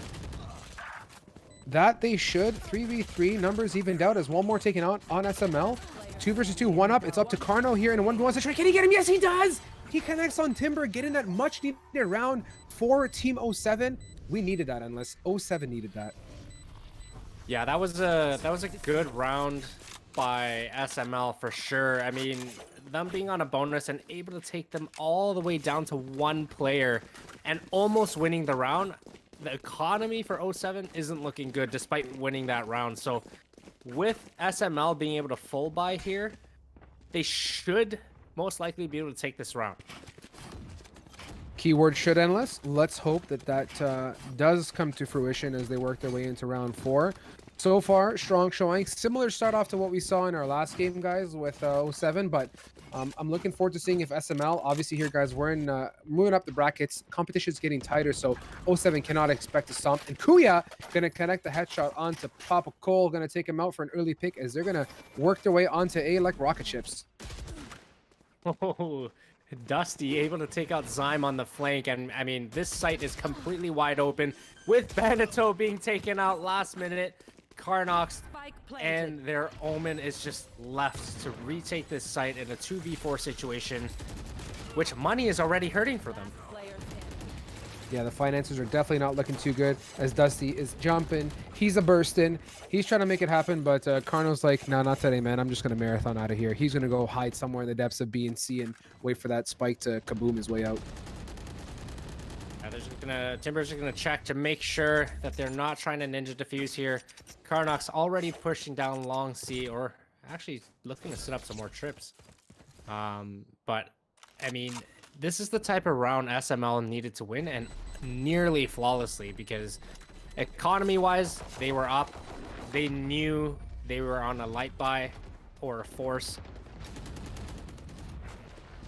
Winning that round, 07, their economy just wasn't in a good place, and SML did a great job playing together and not losing anyone for no reason. Indeed, when we talk about that, I mean, you and Vincent touch on it. But, you know, I've commented as well with Vincent in the last game, and we'll say it again. Understanding how to save, understanding when and when not to buy, and, you know, the one thing that I truly do not like is just, you know, brute force buying because you can, because you're going to have, let's say, 4,900 or 3,900 for the next round. To me, it's not a value add. Save your money. So SML looking great with 3 rounds in their back pocket against 07, who really did some major damage in their last game. This is 07's got to wake up. Oh, Bandito! Look at that. Gonna take out his. One more. Whoa. Dashing away. Is gonna get back on the box. Look at that crouch boost technique, guys. You know, I don't know if you've seen that, but you can get up on a box by tapping crouch midair. And he got back on that box, and he's ready for a third. Let's see if he can connect it again. They might expect him up there. One more. Yes, Bandito! 3 as Dusty reses Sizz. He spotted out. He doesn't care. He's getting up on top. Shoot! Joke's over. Ooh. Dusty with that wall. I mean, the last minute, Bandito was not able to react to that right away, but I mean, he's gotten 3 kills on this long push, and they're kind of just stuck. Karnox able to take out Dusty, which only leaves Sizz with barely any health left, and he's still able to take out Karnox, but Zyme, I mean, cleaning up that round like he should, trying to keep that hot streak going. Kind of brings us back to a 2-3 score line. I mean, SML still good for money and economy, but one more round, I think 07 can kind of start turning this around. Indeed, this is definitely looking really strong so far. 07's up for a battle and a half in this matchup against SML. I am looking for kind of a similar play. I think, like, and let's not get too ahead of ourselves, right? I don't want to call how things should be done. It's way too early. Let's just play it out and see as they think they're going to execute on a C take here, nice and quick. Can they defend this off like they did last round? Let's see. Hyrule Not too much happening as they're about to burst out of the smoke. Here we go. They're just able to take that site by storm. They understood that everyone fell off. And at this point, 07 just needs to play for a retake, play together, as the whole site is given to SML right now. Oh, Papa Cole able to take out both with his Hunter's Fury. I mean, that was huge. And Bendito able to opt that one as well. But SML slowly starting to equalize here with Full Metal taking out Hyrule and brings it down to a 3v2 situation. I mean, 07, it's still looking in their favor. Do they know one's on the flank? Kuya able to find the Karnox and able to take him out. And I mean, it is an even 2v2 situation. Papa Cole! Enemy remaining. He Full just Metal. shot him through the box. What? You mean, I didn't see a box. Did you see a box? I didn't see a box. Never Wait. give up. Papa Cole was in CT, was he not?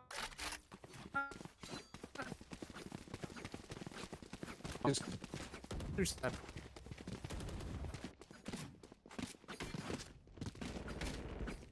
Was yeah, like we saw that in the last game as well, and I think it was actually on C as well too. So that was just like huge. I mean, that was a huge round there by Papa Cole. And, you know, despite losing the round, SML's economy was definitely hurt slightly. Unfortunately, they still have a lot of money. You know, you don't have to worry about that, but nonetheless, that was a crazy round.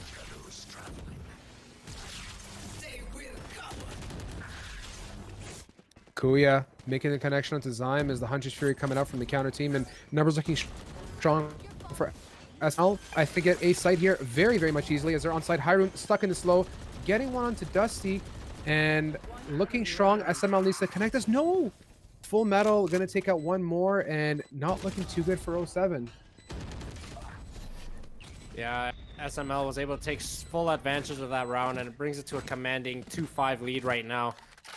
I mean, realistically, I think both teams are quite evenly matched. They've had their own areas of popping off, but right now it's coming down to the economy. And 07, I mean, their economy is not the best. They're able to still buy up Sheriff's light armor in hopes to do some damage, but I feel like SML understands that, and I mean, you can see Hyrule on a light buy here, just in case. He's able to get the first pick, not expecting the second, but Papa Cole able to take out Sizz, and I mean, here we go.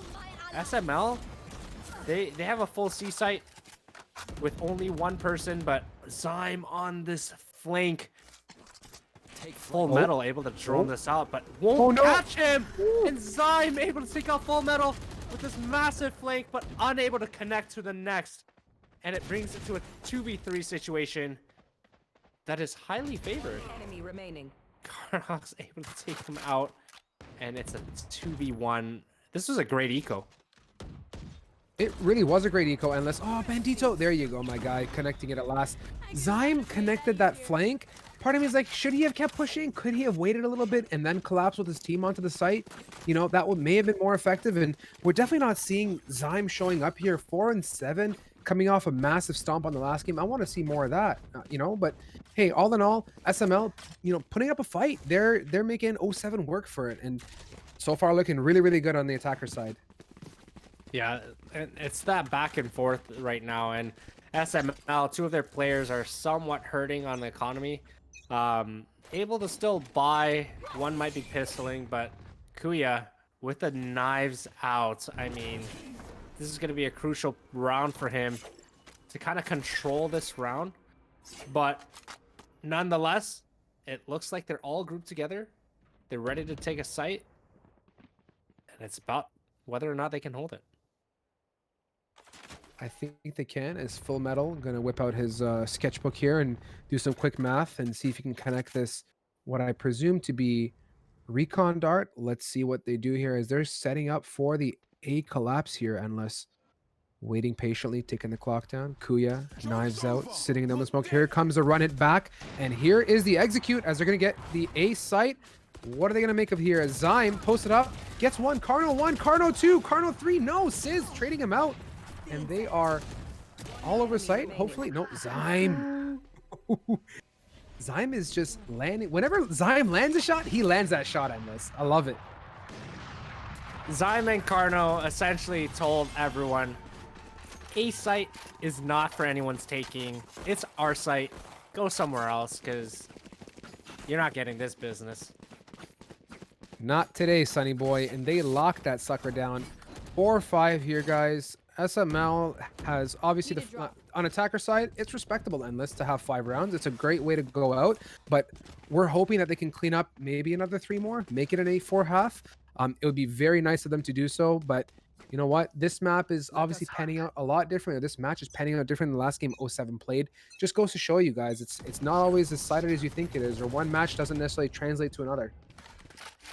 Definitely. Momentum doesn't always shift over either. I mean, Zyme having a little bit more of a quiet game on this map, but nonetheless, the entire team, it's a team effort, has essentially strung it back, and they're only down 1 round.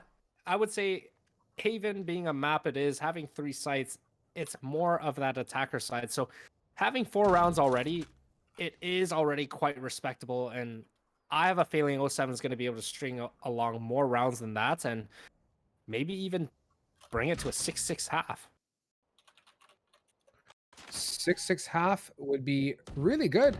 I mean, respectable, huge. Carno playing it the exact same way he played it last time on short with that trap, but obviously connects one and gets traded out. All in all, good. This is what I like to see, Endless. When they went up there, they didn't let one poor guy run up alone. They swung together and they traded it out. That's what you want to see. Yeah, and hearing the shock darts coming in, they delayed the plant, you know, well aware of the situation. And I mean, as they're trying to break this wall, I think they're going to get ready for that recon arrow going in after this Sova drone. But nonetheless, they have full site control. It's a 4v4 situation. SML has a very good opportunity to hold the site. They do, Endless, but so far 07 is saying no, no, no, absolutely no. That was a valiant attempt by them, but unfortunately, it doesn't look like SML is going to be able to hold this one out. It is all up to the lonesome full metal sitting inside of an Omen smoke here. He gets spotted out. Papa Cole, who has an odd addiction for the Odin. I don't know, like, Kevin, do you see too much Odin in high-level gameplay? Because I don't. That depends. I mean, with the Odin and the ability to spam through a lot of corners and walls, it does come into effect at times, but I don't see a lot of pro teams use it. You see them bust it out randomly at times, but they usually are pretty aggressive with it. But nonetheless, Papa Cole was able to, you know, bring that back for their retake, and I mean, now the score's tied 5-5. It's such a huge opportunity for them to even bring it to a 7-5 here, especially with the momentum kind of shifting with SML being up earlier on, and now it's a tie game. And Bandito able to take out 3 with that collateral as the second shot, and again another one. I mean, Bandito being on top of sight boxes, trying to go for this ace with Timber stuck at sea. One more dart. Here it is. Shock dart coming in to end it. What a hold. Yo, Last round watch that replay after, and you can clip that, my guy, and you know, put that in your clip of the week, clip of the month, clip of the year. That's a great hold, great use of util, and he just loves to just bake cookies on top of that box. And that round he connects 4 kills. Who can complain? That was really good shots and fantastic play overall. That's beautiful, man. It's a really good smoke as well. I mean, having that corner exposed, and for Bandito being on top of the box, being able to just spot that corner cross, that's just huge. I mean, that's a free pick 90% of the time if they're not aware of that smoke. Definitely. The position of that smoke left just a smidgen open, and you can kind of trace him through. Bandito, can he connect the knives? No. Kuya with the Spectre says not today. The knife with such a kill potential cannot close that out. Spike is being planted as SML is up in numbers. Zyme, little wiggle, gonna take out Sizz as well with the headshot. And let's see if they can make this round happen. Cypher revealing everyone out. Timber gets one for himself. Hyrule able to enter site from garage and take the first half 7-5. I mean, that was a huge momentum shift. Massive momentum shift, Endless. 7-5 is what you talked about, and I think your prediction and desires came true with that one. And working our way into the second half here, what does your gut say, Endless? How do you think 07 is going to fare with the 2-round advantage? You think they can make this work in their favor, or is SML going to fight back and bring it home? Like I said earlier on, I feel 07 has the better comp with that Sentinel. I think because they have that Cypher, they can afford to get a little bit more aggressive on their defensive side just to get more information, especially, you know, being able to... Actually, they're on the attacking side, sorry. Being able to just rotate off and catch flanks better, I mean, that's something that SML didn't have, right? And I mean, I think that's a big factor in it. I wouldn't say it's the deal breaker, but Kuya and Timber able to open up the round, gets traded out by Papa Cole, and I think this is going to be a perfect A take, but SML is telling us otherwise. Timber able to take him out as well, brings it to a 4v2 situation with not a lot of information along the map as well. So now they're kind of forced to either go B or C after giving up A, knowing the rotates are there, and it looks like they're going to go towards B. Papa Cole, I believe, was spotted by Full Metal. They know they're going to aggress into the B site, but they don't know that they're already in. Oh my God. These guys are, they're just basted in olive oil right now as they slide their way from B to C, guys. Carno in a great position. 1, 2, connects it. That is amazing how they worked their way through B. That smoke from Omen just came out a hair too late. Spike going down. Carno is not looking too good health-wise here, Endless. Let's see what they can make of it. Can they make the magic happen? Yeah, with the positioning, none of them playing on site, and they're going to go back and flank them once again. I mean, it is planted for CT. They have to be expecting this. And unfortunately, Pop Cole able to take him out. Wondering if it is a fake defuse.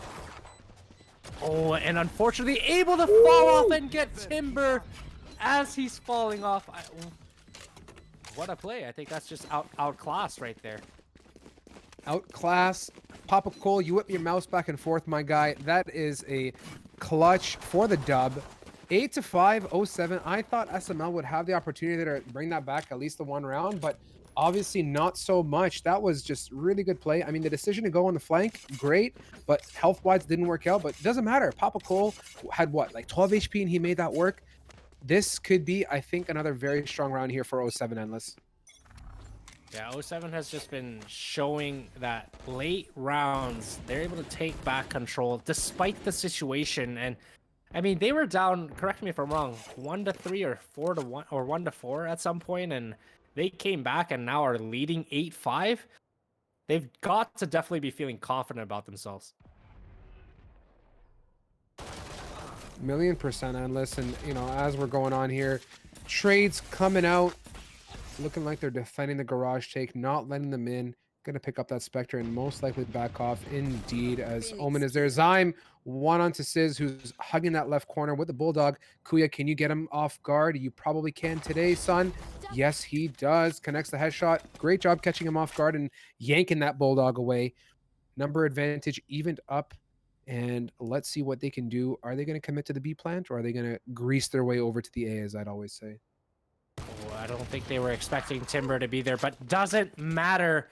They're able to take A-Link, but Kuya able to drop bomb on Hyrule there, but they're picked it back up. They're going to be planning, and it's a 2v2 retake post-plant situation. Let's see how they execute here, Endless. I want to see some teamwork. I want to see them work together. Both of the 07 team posted up. Full Metal revealed. Carno ready to go.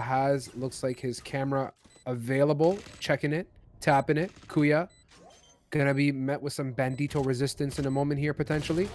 Getting swung. Full Metal gonna work with his team and get one. Taking out Carno. It's up to Bandito now. Spray.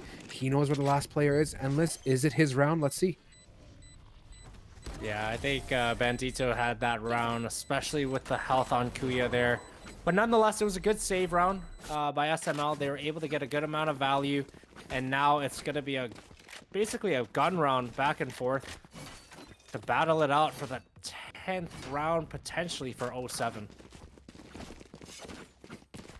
I believe in the Force. 07 continuing to show their dominance. I mean, the first half definitely said this could be tighter than we want it to be, but apparently the 07 team strives, if you saw what I did there, on the attack side against SML here.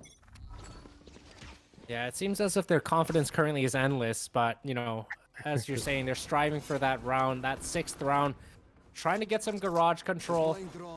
And I wonder if SML is going to even be noticing that. I mean, Zyme's fully in garage. SML has no choice to really essentially fall back and just hold, I guess, garage exit. But Dusty trying to make something happen here. And everyone's playing still conservatively. But Carno and Zyme, I mean, two biggest performers right now. Zyme able to take out Dusty. And it brings it down to a 5v4 situation. But Timber caught off guard by Carno. I mean, he just walked through A completely, walked CT, turned around and got him in heaven. Is no one really watching A? Apparently not. It's like a free walk in here. These guys are just sliding around. They got the spike down too on top of that. Uncontested. Zyme now gonna peek and aggress. Can he get a kill? Gets one through on Sizz. He's gonna take some health away there as he gets a second onto Kuya. Zyme is awake, everybody. 4K to clean up that round. Huge. I mean, it looked as if they weren't giving... I don't know. I don't know if SML is just not on the same page right now, or, you know, they're trying to figure out what's going wrong, but it almost seems as if they gave full garage control. Zyme was able to just walk in there. Carno able to walk into A, push into A-Link, and kill a guy heaven. I mean, what is everyone watching? Are they playing for a retake? And if so... they still need a little bit of info. Yeah, info is definitely what they need more of. They got to whip out their atlases, their whatever, you name it. I was going to try and make a smart, witty reference, but clearly not going to work because I'm going to take out 2. Dusty, oh, hello! Sheriff to the face. Last player standing. Bandito able to clean it up, though. I mean, 4v1 situation. All that's left is Omen. Timber. What are you gonna do? If you guys have played Omen and you could press your, you know how Omen says help. This is one of those moments. He's probably saying help as he's up against 4 07 attackers. He's all by his lonesome self with a sheriff in hand, stuck in the garage. I think he's just gonna chill out here unless and maybe pick off a person or two and maybe grab a gun and run for his life. Yeah, his game plan should definitely be to at least get one, or a contest, but dying to the bomb or saving the gun here for that matter is just not going to be the play. But nonetheless, Papa Cole able to clean that round up, and it brings them to a solid 11-5, 2 rounds away from this match being over. And again, I mean, sure, Zyme hasn't officially popped off as per se as last map, but it's been a solid team effort. Everyone around the same score line. Dusty, I think, is just going to start walling off B, playing that for a retake, and I think they just need to play a little bit more together and just get a little bit more info. It seems as if they're not getting enough info, and by the time, you know, 07 is taking sites, it's way too late. Yeah, a little bit, unless you nailed it on the head there. As change in pace, early 2 picks onto 07, Endless. This is what they need. They need that number advantage. Now they got to chill. No reason to get unnecessarily pushy. No reason to give up your posts. Work together. Kuya won. Zyme trade onto Dusty, or rather. Gonna take him out as it's up to Hyrule here, who's now gonna work his way up C. What are they gonna make of it as numbers still looking strong? Hyrule one more. Can he find his teammate or the enemy rather? Timber 1 and 2. SML, much needed round, Endless. Yeah, I like their change of pace there, getting a little bit more aggressive at A, getting those initial picks and falling off right away and not aggressing too much. But that being said, they still need to be doing that stuff together. They need to add a little bit more aggression, which it seems like they're going to continue to try to do here, because that did work. But I'm curious to see. I mean, again, because they have that sentinel, it allows them to cheat over a little bit. Shadows traveling. Definitely, unless I mean, like you said, the Sentinel is fantastic for leaving some sight freedom. You know, being able to post up and be a bit more maneuverable. So let's see what they're gonna do here. As Zyme gonna try and connect a shot, can't get the second. 3 kills out with the res. Numbers looking very strong for SML. Great choice to slap that res. Definitely Bandito, 1 for himself. 2 versus 3 with a low jet. This is definitely a feasible round for 07. Let's see if they can capitalize as they're heavily posted up on A on this. Yeah, with that being said, I mean, it's a 2v3 situation. 07 is kind of struggling here to get into sight, especially without bomb being down. I mean, Kuya posted up short. Will he be able to get him? Gets Papa Cole, is expecting another, and this... Oh my god, the paranoia came in, but they weren't able to capitalize, and Kuya able to get Bandito, but only after he gets Timber. That was a solid trade, though. Endless, these guys are quick. That shot from Kuya, like the connection he made despite his low HP, just goes to show you how fast and swift he is with that operator. All in all, let's keep it going. SML, I see in chat here, 07 their head by ODTTV. I don't know, my guy. The way that it's looking right now, I think SML's holding on. They're definitely thriving in this tough situation. 2 rounds away from having to pack it up and go home, but you know what? 07 is going to keep fighting here. Let's see if they can clean it up. A bit more aggression coming out on C by Kuya. Posted up, run it back, canceled, Endless. Looks like definite change of pace. Bomb is down or Spike is down. They're going to take it slow. Yeah, I think this is where 07's starting to scramble a little bit. There has been a change of pace with SML and their aggression, and that's kind of thrown them off a little bit. But 07 able to even out the round. It's now a 4v4. It's still possible, but I have a feeling they're getting a little bit less aggressive, a little bit more passive, and that's affecting them right now. 1,000,000% I'm with you there, Endless. You pretty much hit the nail on the head with that. As looks like they're gonna regroup here. 55 seconds. You got to start thinking a bit. What's your plan? Looks like the defenders are kind of huddled up towards the CB area. It is all up to the lonesome Omen, who's aggressed down in short sewers area, posted up on A. What are they gonna execute on with 40 seconds? You got to start making a move, and I think it's gonna be a B take, maybe. It looks like, yeah, it looks like the A players just trying to 30 delay seconds and left. hopefully rot from A-Link in terms of this flank, and it seems like it's going to work really well. And Carno able to get Timber, which means they can essentially fall off and go A, but that's not going to happen. Hyrule already in CT spawn, able to get out Sizz and Full Metal, and it leaves Cover going out. a 4v1 situation. I don't think this is possible for SML. No, I don't think so, Endless. I think it's going to bring us the 12th round that 07 has been striving for. They've been working endlessly to get this round, and they might actually close it out here. And 1 round away from the dub. Hyrule making that 4K connection onto Dusty. And we are looking pretty crispy here. 07, Endless. Strong half. Yeah, they definitely came out the gates swinging here. I mean, they started off a little bit slow, being down 1-3. But slowly clawed their way back to the point where there's nowhere to look back. I mean, looking back, all you're going to see is a little bit of dust. And, I mean, Dusty, exactly what happened last round, left in the dust. 1v4 situation, unable to close it out. Brings them to match point. 07 looking extremely strong. I mean, the aggression from SML has changed their pace, but it wasn't enough. Bandito, right off the bat, able to get into the cubby there at long just to hold the push. Zyme able to take out Dusty, but traded out by Sizz. And, oh, there's a long push. Bandito able to get Full Metal, but gets traded out by Timber. So right now, it's been pretty good. They're trading out the rounds. They're trading out the kills. It's a 3v3. Anything can still happen this round. Yeah, this is where you got to really get your ducks in a row here. Carno gonna make that much needed kill to get that number advantage for Team 07. minute 2 on the clock. And it looks like they're going to aggress their way into Garage here as they're going to be met with some resistance from the last two SML members. Let's see if it pans out. They could have gone A, they could have gone somewhere else, but they're going Kuya 1 and 2. Going to take out Hiren and Papa Cole as the numbers are now looking in favor of SML. That was, I kind of felt that. I was like, I really wish they went the other side.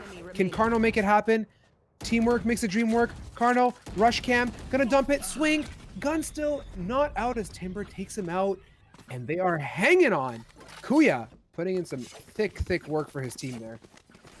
Yeah, with that opening pick there and bringing it down to a 2v3. I mean, Carno had that huge pick, but Kuya able to come out and instantly kill 2 coming out of Garage. That definitely saved them. I'm not sure what Carno was trying to do with that Cypher Cam there instead of having his gun out. I feel like he would have had that situation there, but that was a good round. Huge round by Kuya, able to even out the round there and bring it to their advantage, and they hang out for one more round at least.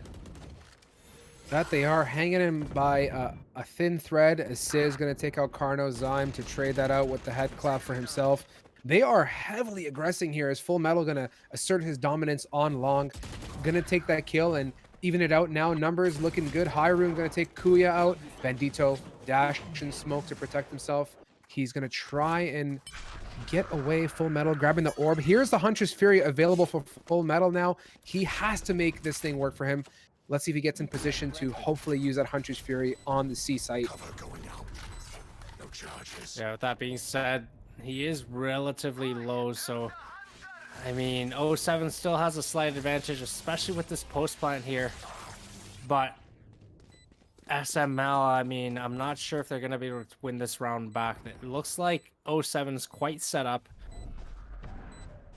Health-wise, they're roughly around the same, but we look at Hyrule here with the paranoia coming in, making sure no one is on bomb and just playing passive. Opponent's last player standing. Bandito Last player able to take standing. out. Oh, it's a 1v1 situation, but unfortunately, Full Metal has no health. No Bandito. health. No chance they're endless. Just able to close that out, and I mean, that was very unfortunate. Full Metal was extremely lit. Time was not on their side. It's only trade those kills, but come out on top with those trades, but unfortunately that was not possible. And I mean, Bandito showing his aggression, showing his frag ability. I mean, first half we've seen some ridiculous kills with his op, and even now closing out the match. So Definitely endless. I mean, that was a valiant attempt. I mean, definitely tighter than the last match we saw, but yet again, 07 bringing it home. I think Zyme really smelled the roses there on the second half. He woke up towards the tail end of that, and he did a lot of work for his team. I'm super pumped about this tournament so far. 07, like Vincent said, I think I'm still sticking that bandwagon. Definitely a team to watch as we progress our way through these brackets to the BO3 finals. Endless, I think we're ready to slap to a break. Anything you want to close off with before we go here? again, I mean, we truly appreciate being able to host our Pit of Valors every Wednesday, and on top of that, it is sponsored by the best meal replacement on the market right now. It's Drink Controls. So, use code GLG10. It gives you 10% off your order. It's much better than ordering Uber Eats and anything else, and it's on top of that, it's healthier. So, we recommend the starting kit. If you haven't tried it before, try out all these different flavors, see which one you like the best, and on top of that, the more codes you guys use in terms of GLG10, the more giveaways they give us to give to you guys. So on top of that, don't forget, if you guys haven't already, join our Discord. We're doing a drink control giveaway for our Discord community. So type !Discord or !giveaway in our channel. React to that giveaway bot once you get in there, and one member will win a free large bag. So we're drawing that on February 15th during our Valam tournament. So one of you lucky winners that are in our Discord will be in there. So yeah, stay tuned. We'll be back with the next match right after the break. You and me, we both live life at full speed, easy to see. When we collide, no one walks away easy. I never thought you'd be the one. I never meant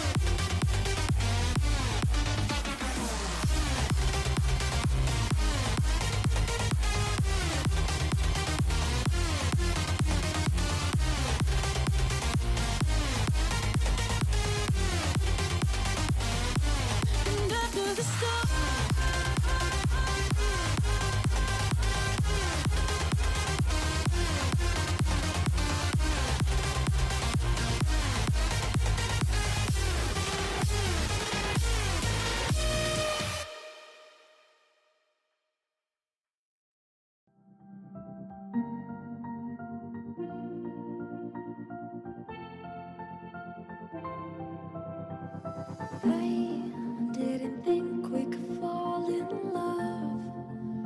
Broken from the start, chained to our past. We had closed hearts. We are breaking free. It's just you and me. We might fall apart, but we're running away with our hearts. Can we break free? Can we break free? Can we break free? Can we?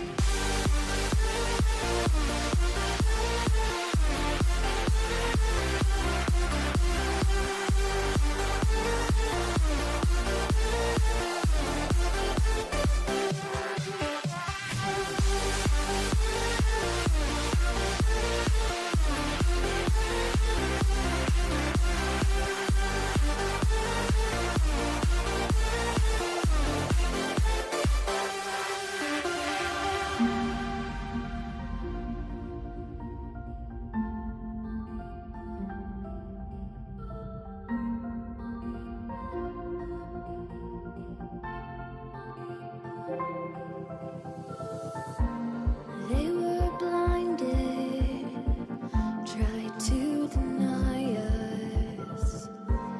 Didn't think we were following our hearts. We are breaking free. It's just you and me.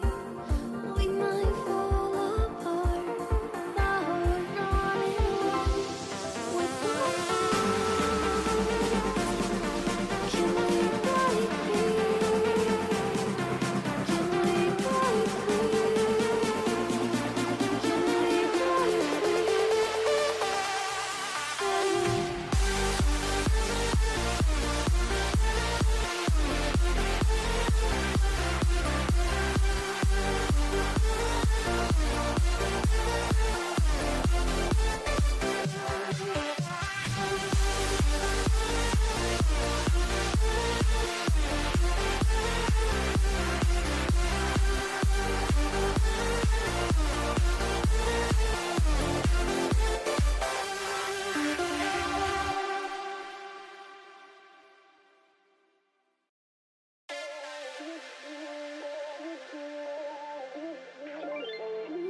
Ain't no love like a real love, but it goes so fast.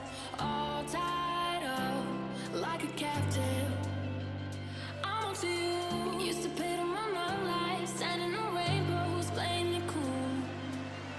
I haven't felt this in ages, and I know my patience. So won't you please stay a bit longer? You're making me stronger, making me stronger.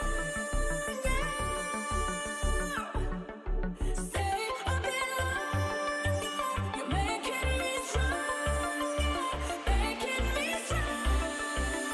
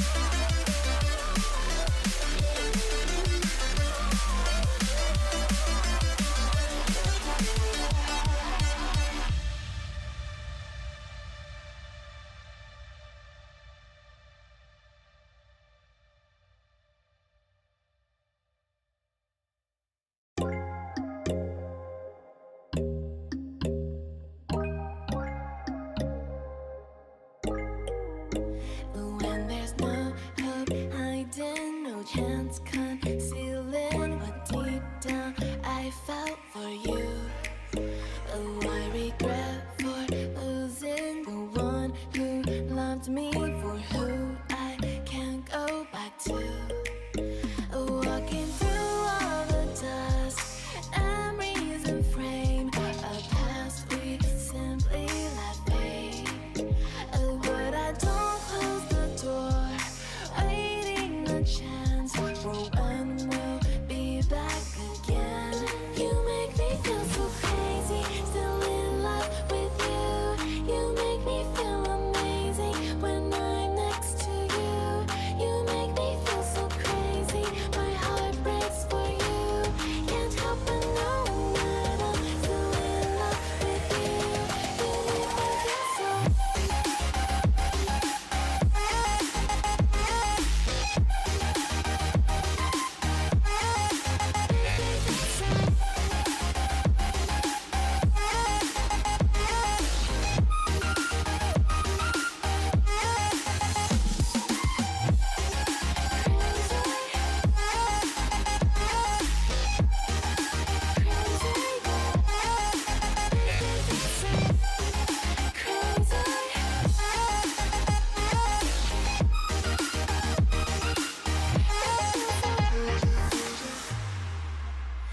When there's no hope, loving for you who saw me before I knew who I'd be. What I have around me means nothing to me if I can't share it with you. Walking through all the dust, memories and frame, a past we simply let fade. But I don't close the door, waiting the chance for when we'll be back again. You make me feel so crazy, still in love with you. You make me feel amazing when I'm next to you. You make me feel so crazy, my heart breaks for you. Can't help but knowing that I'm still in love with you. You make me feel so.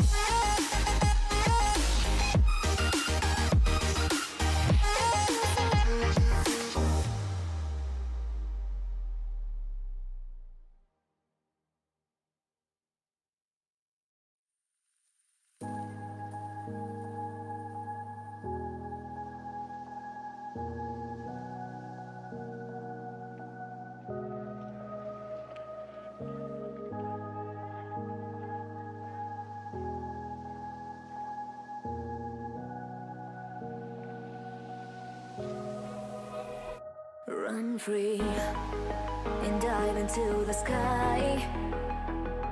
Hear the wind crying out its prayer. Why are we so ashamed to be alive? Break the chains and our freedom's ours to take.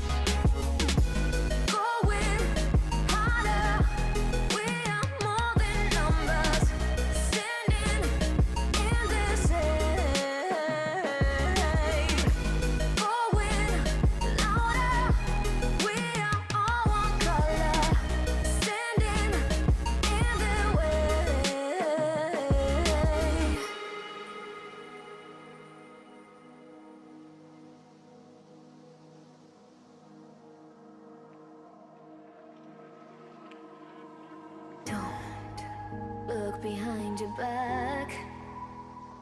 Chase a light when the world is getting darker.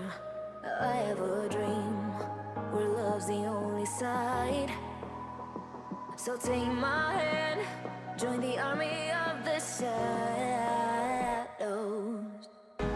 Going harder, we are more than numbers, standing in the shade. Going louder, we are all one color, standing in the way.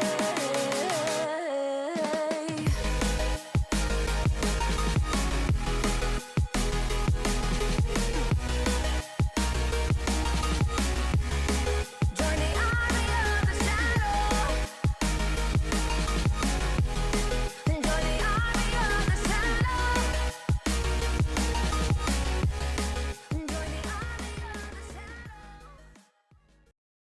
And we are back again. I mean, the next match, I'm joined with Vincent. We apparently strive in a costume, trying to pretend to be Vincent. But we are going to follow on with 07 to the next bracket against Premier GG. I haven't seen Premier play, but we've seen 07 play twice now on Haven. And lo and behold, we're on Haven again. Vincent, I remember you saying you had some insight on Premier. What are your thoughts on them?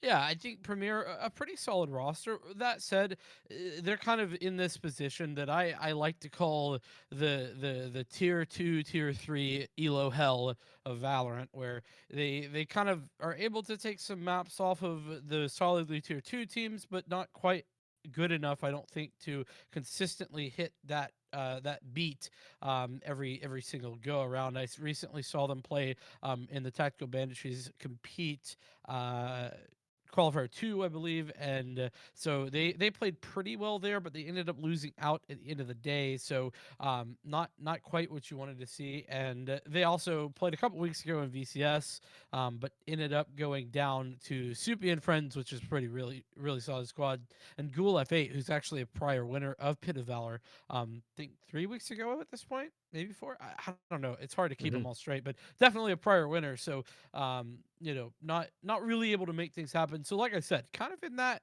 area where you're not quite hitting on every single day, but you certainly have the upset potential. And I think against a team like 07 that is kind of I would say new to this area, don't have a lot of information on them, but they just took 2 very nice maps, one in more convincing fashion than the other.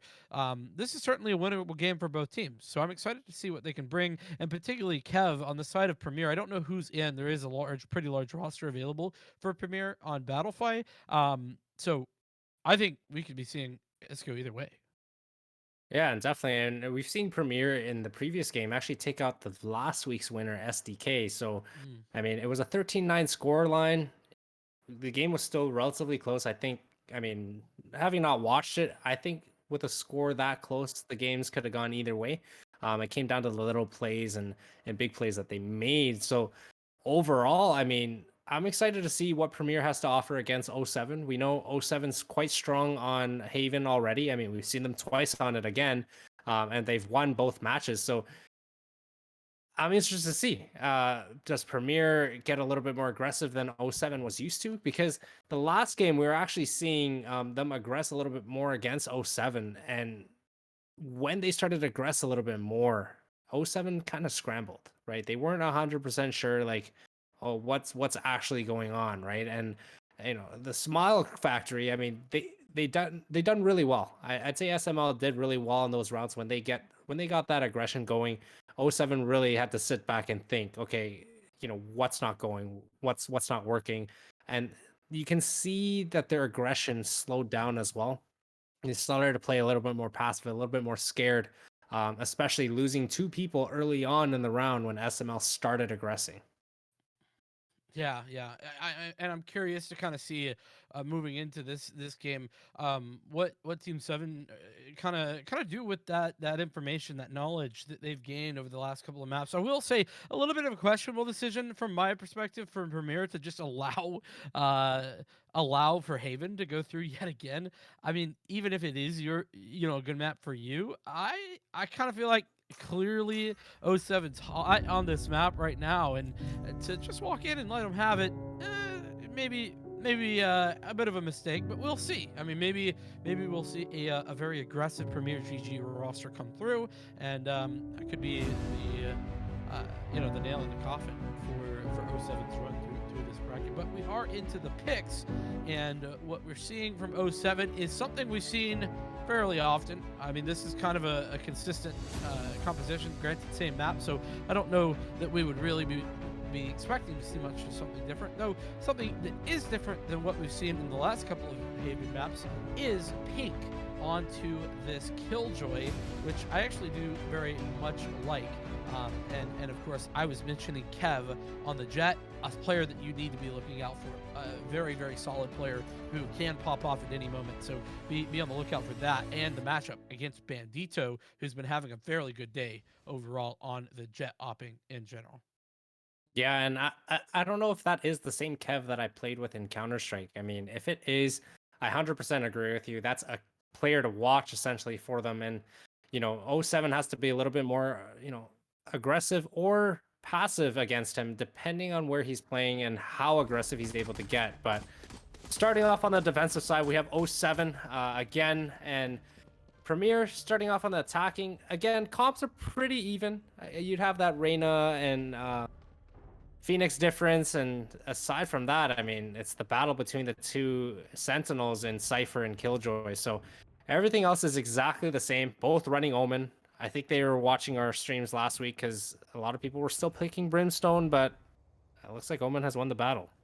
Yeah, it's especially on this map in particular. I think Brimstone is good in niche picks, and I saw it earlier this week have a lot of success in certain compositions, but particularly on Haven here, the flexibility to throw those smokes from anywhere on the map is just so convenient, right? And I think that is really what wins the day, putting Omen over the top. So some early information gained, and in fact, that tag off the back of the drone going through, and that's Joe taken down, done and dusted. So an early man advantage here for Premier, as they're still very grouped up. I mean, they have been in the same like 10 by 10 meter square area the entire round thus far. Premier very grouped up and pushing towards C. Yeah, it looks like they're just going to have a full C take here with Papa Cole getting basically blinded by the paranoia, but they aren't able to take advantage of it. Papa Cole able to stay in passive, and Bandito and Hyrule coming in to help him and just closing out that round before they could even get any control. Honestly, that was kind of interesting because usually, and I think this is what the attackers from Premier were thinking. Usually you would see a lot more passive setup over towards C, right? But they had two players full committed to that position. So I'm just a little confused at why why they didn't check it. But fair enough, right? You were expecting to see a more open sight, and 07 had the right read. They were there and made it work. Yeah, I was hoping they use their paranoia a little bit better towards their advantage. I mean, getting Papa Cole instantly, blinding him, but not peeking with it.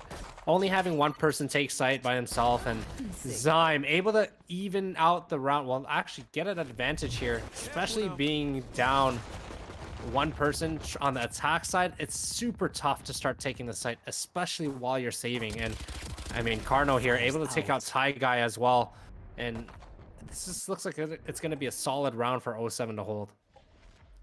Yeah, I mean, a great start is underselling it, maybe. Is the aim on this, well, cheeky position, maybe the right terminology, but leaving just two players left here. As now the information given away, and that is 4 frags for the judge. of Zim, a player been playing out of his mind all day long, and starting things out with a quad kill there to open the second round. You like to see that. 07 firing on all cylinders in this. Yeah, it's good to see O7's versatility throughout their players. I mean, usually more than none, you tend to see one strong player or two on a team, but nonetheless, this entire tournament they've been relatively good. I mean, Zyme had a perfect game one that we streamed that absolutely popped off, but everyone on O7 has essentially popped off at some point or the other, and they're definitely able to hold their own. Like Hyrule, we've seen him come in and flank and get some crucial picks. We've seen Bandito with that ridiculous 4K op shot last game, and I mean, every single player we've seen some sort of, aggression that has just shocked us. So I believe they're pretty well equipped as a team in terms of fragability. So at this point, as long as their teamwork is ahead, I think they're still my favorites to win this game. Well, like I said, unsure, but we will see as we move forward. Just about 55 seconds left on the clock. Defense playing things very passively on this bonus round, not really fully investing into anything at all. Just want to get the most possible value out of the weaponry that they have. And well, Guy has opened things up onto the offense, and so an immediate man advantage. And it's just about 30 seconds left, so this push needs to be incoming, and here it is. On to C. Zim, though, with the frag onto Guy through the edge of that door, and Kev, though, following things up to open up the C site. So still, man advantage for the offense as Bandito is peeking through that dark cover to make sure to pick up a weapon. And I thought Zim was going to be on the flank, and might still be as everybody else pushes in. So this is key. This flank, and it's not going to work out. So that flanking pressure no longer there. Now the defuse going through. It's about halfway gotten there. And Bandito with the frag. And now it's got to be everybody picking it up. The defuse still coming through. And Kev, despite the 4K, doesn't pick up the round. 07. You find their next. And man, that was so close. Was incredible. I mean, Carno able to take that defuse and stick it despite halving it the first time. I mean, that was just enough time, and Kev got so close to winning that round, in which should have been in their favor, but nonetheless, they're going to be aware of that the next time. They're going to be spamming the smoke nonstop. Let's see how they bounce back from that. I mean, that's just a devastating loss there in the first gun round as well, but there still is some residual cash available, so we'll see what they can do with it here on the offense. Again, they've been playing slow and methodical, but this time starting to pick up the pace are Premier, as they are still moving towards C. That's going to be the Hunter's Fury picked up, but Hyrule on top of the box, not going to be whiffing. The paranoia goes through, tags 2 players as well to stall out this push, and it's a minute left, but man, is it looking grim for the attackers as they're walking into 3 players, and everybody going down with the exception of Pink, who is just 1 moment to follow. Man, that was such a good positioning by Hyrule. I mean, being on top of those double boxes, having that Hunter's Fury come in, but not able to tag anyone. 2 easy picks there. I mean, that positioning was really well done, especially afterwards with that paranoia going in and going into the cubby there. They did not expect any of that. So with this being the 5th round, Premier a little bit on the broke side in terms of economy. So I think they're going to just have to group up here, light buy, and hope for the best, and just really take a site quick and go for some trades. That's certainly the right decision, right? You want to try and get things moving, but you know what I want to see a little bit more, Endless? I need to see some differentiation here from the offense, right? I do think that the biggest problem for this offense has been that they just kind of they group up and hit the same place all at once. It's very clear where they're going, never throwing any sort of fake. I mean, not even really any information gained across the map except for the early stages of the map. So every single time that they start to push a site, the defense 07, they know what's going on. They know what's up. It's never a question mark. So they need to throw something different in here to swap it up. And well, Bandito, no difference there. You're going to be picking up the first frag. Ty Guy taken out. Yeah, that was a huge opening pick by Bandito, and Kev with her knives out. I mean, Zyme able to take that instant pick, but oh, Kev's able to miss that, but Daze trades it out. But Bandito still alive with this operator on top of B site, able to equalize and bring it to a 4v2 situation. Kev and Alien Joe, not sure what they can do, but Bandito able to take out Kev as well and finish off the round on Alien. Bandito has just been that operator that's been making that difference this entire tournament so far.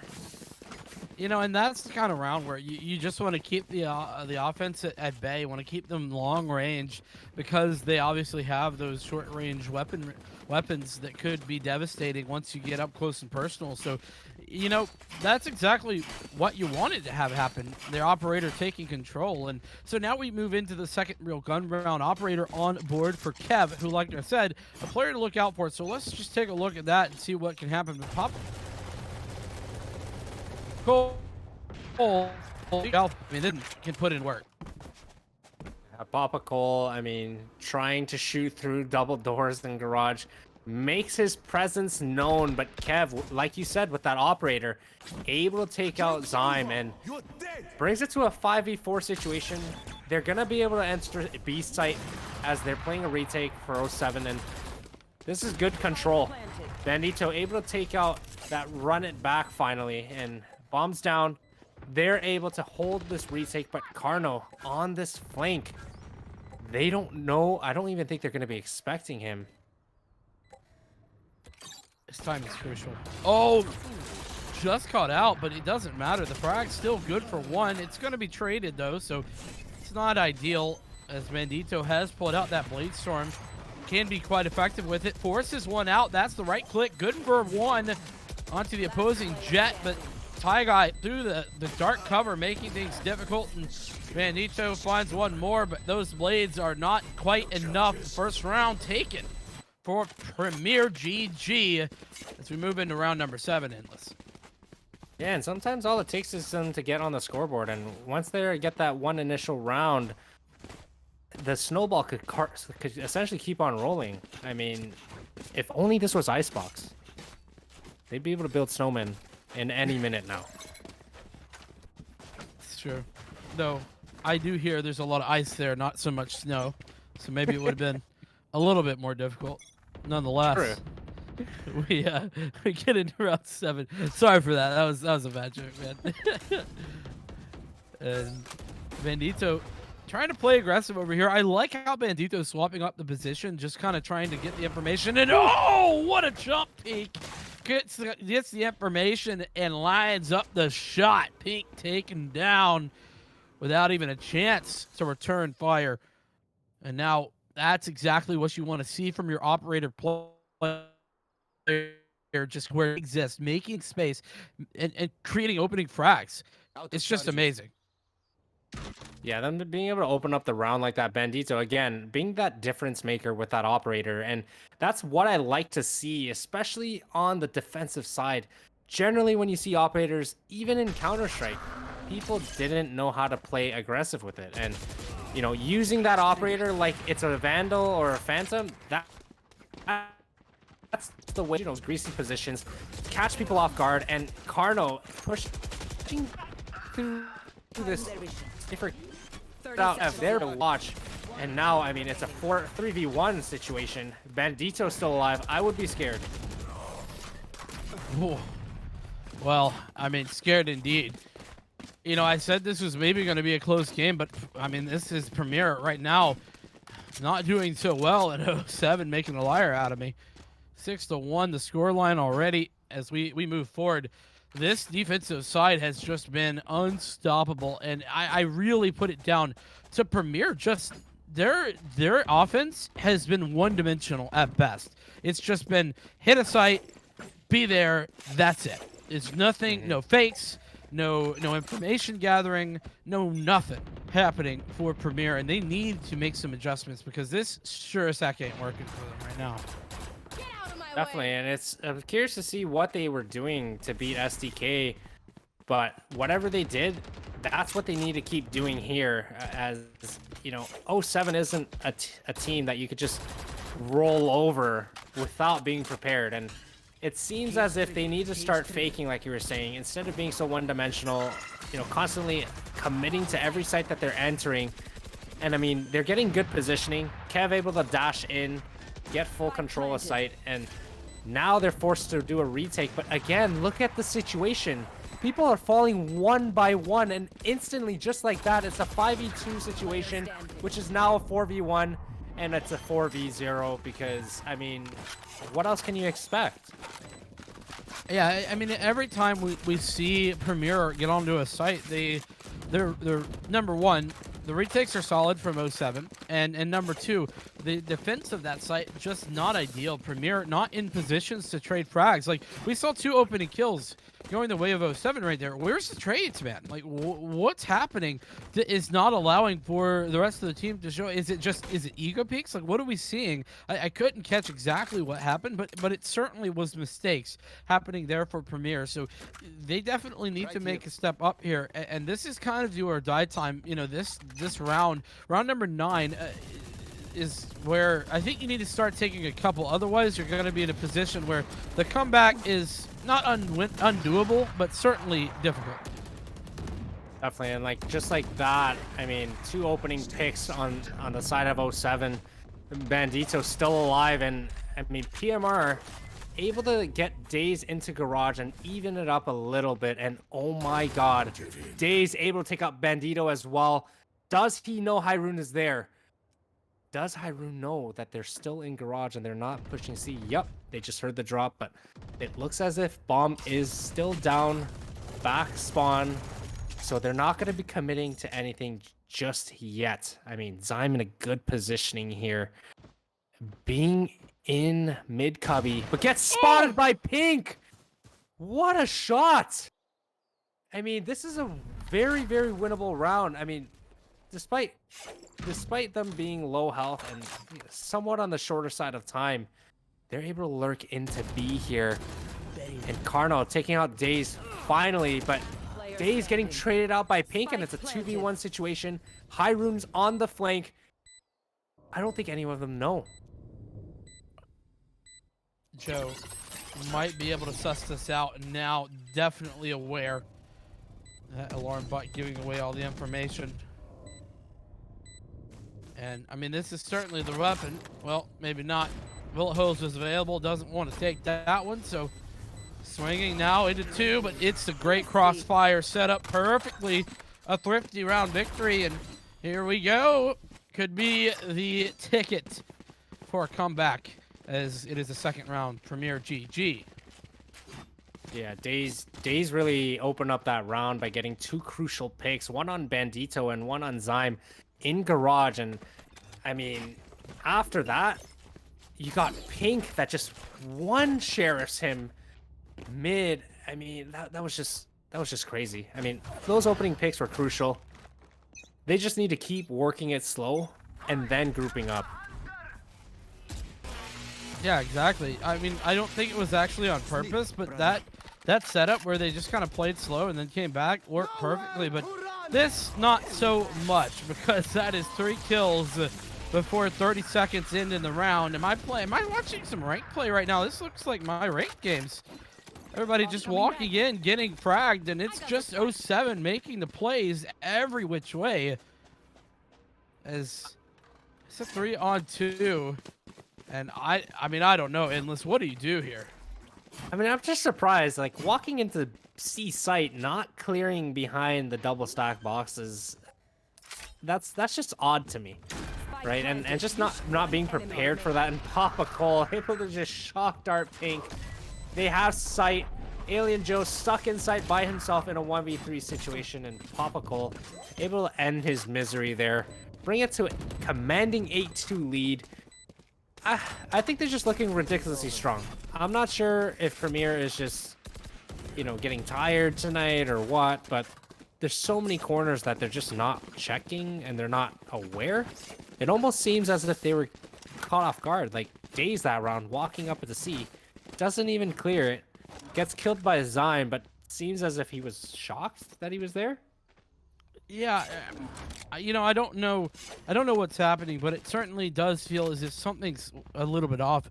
Just not really firing on all cylinders of Premier. So 07 doing everything correct. I mean, this is exactly what you would want to see from them. They've done, you know, nothing wrong. And well, Bandito opening frag. Zyme picks up another, but is quickly traded by Kev.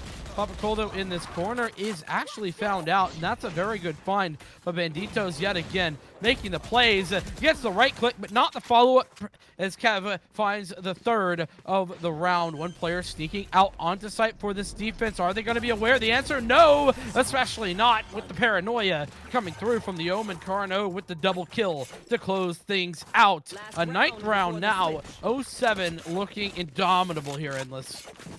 Yeah, that paranoia really sealed the deal there. I mean, Hyrule with a perfectly placed paranoia to blind both of them in sight. And Carno able to just lurk into sight without any of them noticing. I mean, I wouldn't say without the paranoia that Carno would have cleaned up the round for sure, but nonetheless, it was in his favor for sure. I mean, he gets one there, right? Like, there's no way he doesn't get one. And so, either way, it's definitely looking good. But, oh, a cheeky little play from Kev. Unfortunately, not really netting much of anything. And on the other side of the map is a victory going the way of the defense. That Odin opening things up onto the offense of PMR.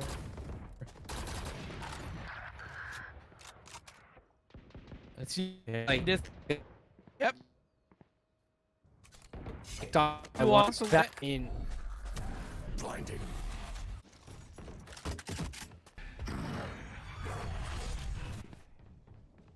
Hyrule. Bandito now playing that back site is just kind of giving space, right, to allow for PMR to potentially walk through this dark cover. But nobody's coming through, and Kev has lurked over onto this other side, but it's not going to be doing much of anything. As now lockdown comes through, but oh no, Papa Cole finds a third with the shock dart yet again. Those shock darts being so effective this game. The spray not so, but Bandito is. And that's another round. It's 10-2, and that's the half. Yeah, that was just a ridiculously dominating showing coming out from 07.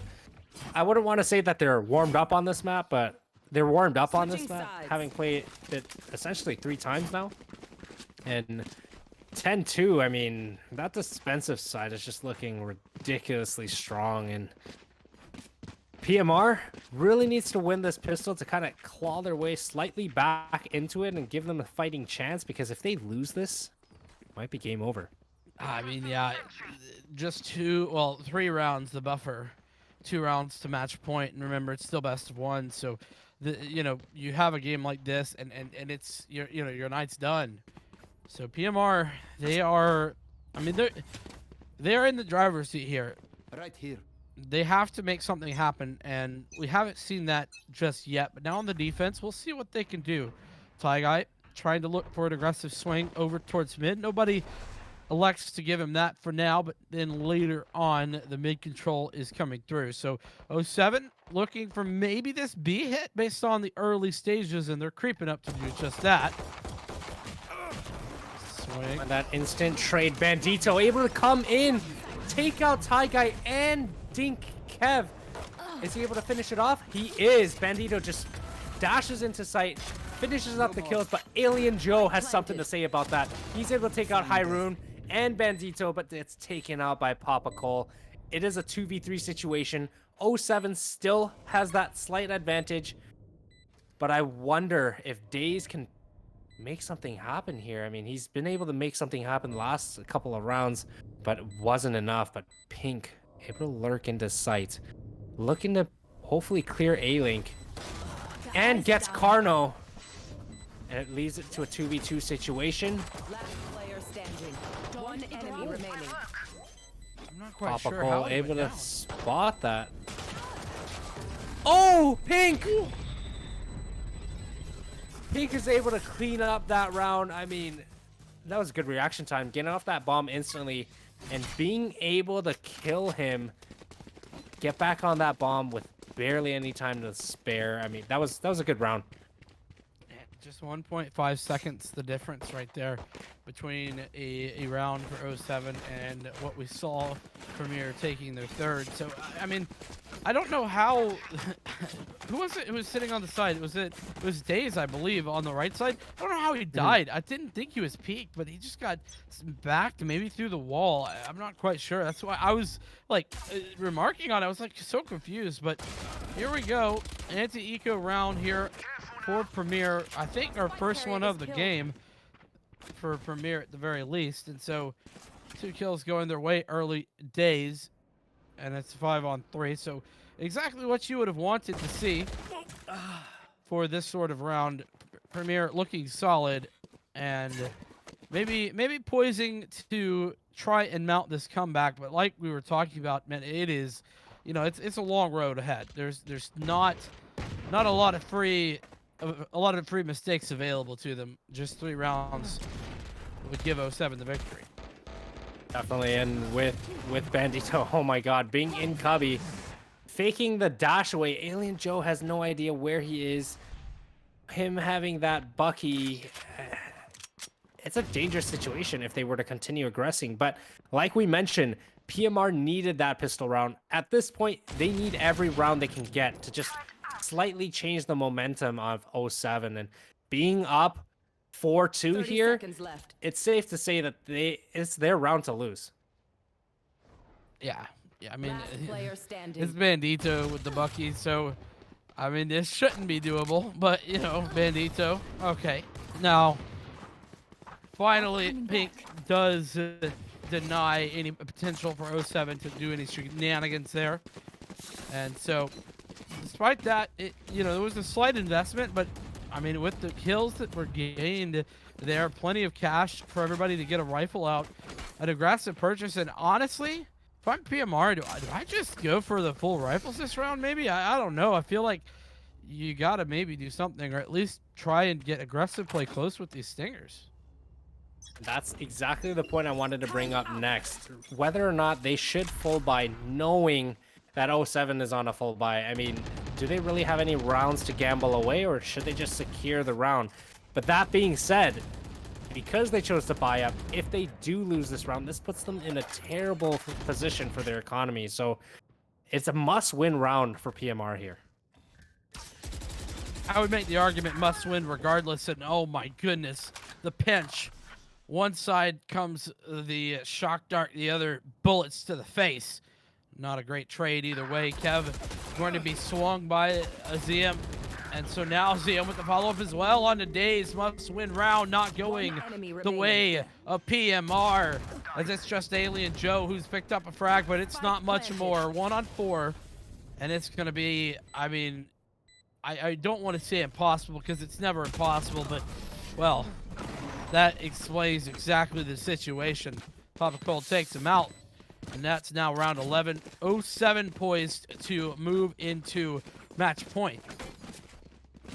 And see, that's what we're talking about. Yeah, every round is a must-win at this point, but with PMR having full bot the last round to counter, that's where they leave themselves in this position where now they have to save for last and go for the tie, or buy up here and hopefully go for the win. I mean, it looks as if they're just gonna broke by here, hopefully saving for the next, but it's not looking good. I mean, yeah, I think you summarized the thoughts here. Not looking good, accurate, and that's not looking great as well. At least not for PMR. 07's loving it though, as they were up big and continue continue across now through long saw here. Alien Joe has to try and get out before anything else comes through to follow. Look at how spread the defense is right now for PMR. They are not in a very good position. And now Alien Joe has been found out as well. Does get away with his life, though. So, honestly, all things considered, that is very fortunate for Alien Joe. As now all of the focus turning for 07 towards the C site. One player here in defense, that's going to be Daze in the corner. Bandito able to come out with that opening pick and brings it down to a 4v2 situation, and the entirety of C-Site in their control. Planning for long. They're going to fall off and just play it safe. I mean, it's a 4v2 situation. They win this round. It's match point. And they're almost on their way to the the semifinals, actually. Yeah. I mean, they really are, but it is still winnable for this defense. It's going to be a difficult task considering what we've seen, but interesting lockdown committed. This is must win, so I don't hate this at all, but through the smoke, the dark cover, who needs to see enemies? I sure don't. Get the frags without the sight. And that lockdown didn't do jack diddly squat to stop 07 from taking match point. It was a valiant attempt. I mean, unfortunately, the smoke game by 07 is just a little bit too strong. You know, being able to ping the bomb through the smoke and just kind of spam it along with just spamming an angle. It was just a little bit too much for Premier there. But last round, it's their last chance. Full buy round. They're going to default close towards A. I wonder if they're going to try to take something fast here. But with this Hunter's Fury on Alien Joe, they're not really able to tag anyone. So they don't really have a lot of info. The rotates are going over towards A. But again, Zyme posted up. Sneaks past. Chooses not to kill. I don't know if that was the right decision.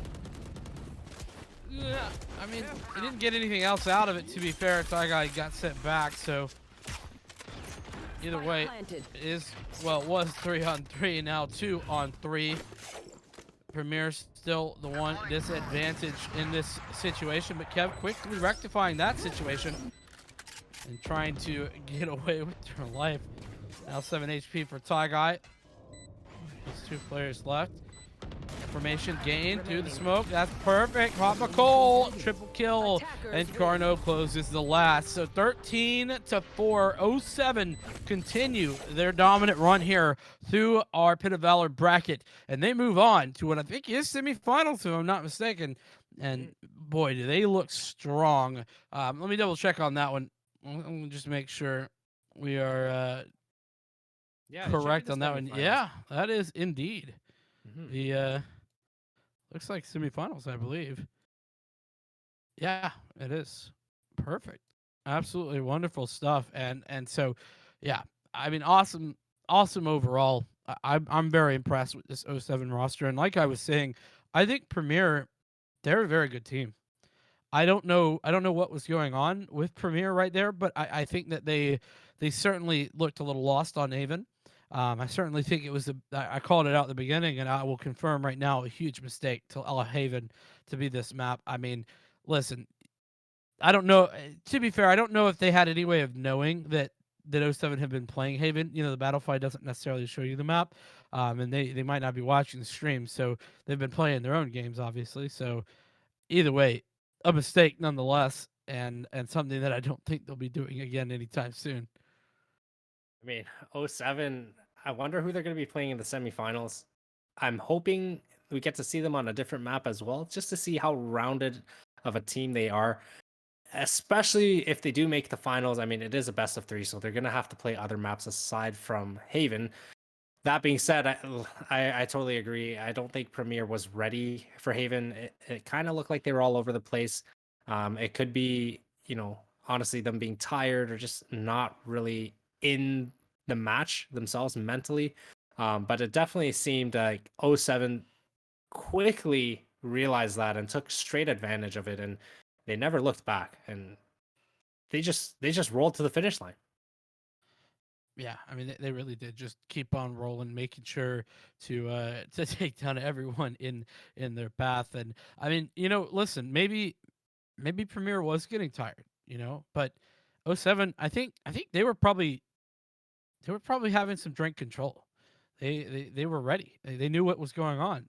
They had their meal replacement prepped, and so they were definitely playing well, and I think it's because of that. So I mean, make sure to get in on the deal. '07 playing out of their minds, and I think drink control part of that. The meal replacement, like I just said, a little bit cheaper though than ordering out or even ordering in, and so with that, make sure you use code GLG10 for 10% off of your order. Hey, I recommend taking a look at the starting kit. It's a great place to start. It gives you a lot of options, and you can get in there and try everything that they have to offer. But we talked about it before. We had a giveaway last month. Well, guess what? We are doing another giveaway this month, and I'm excited to talk about it. We want you to join our Discord. Go to the giveaway channel right in that Discord. React to the giveaway bot. It'll be really obvious. There's a channel. It's called Giveaway. It's very simple. And if you react to that, you will be entered into a drawing to win a large bag of drink control. That's going to be drawn on February. My during I mean, control deal. This So I don't know our registration for pit of next week. Here, sign up, get some drink up, come back stronger. You'll push it next week, but we'll be back with the semifinals after the short break. I know you feel like you want me, and I guess in a way you do.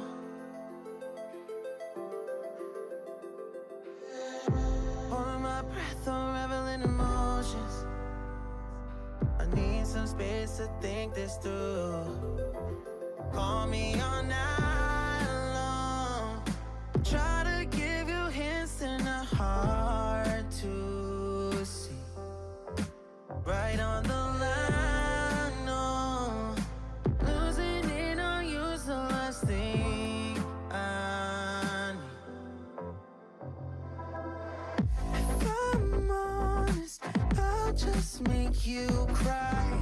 And I don't wanna fight with you. I would rather lie to you.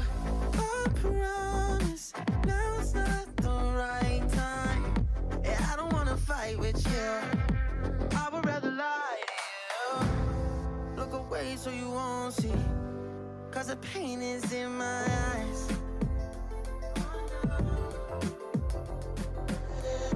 Feels like I could break at any moment and shatter your insides.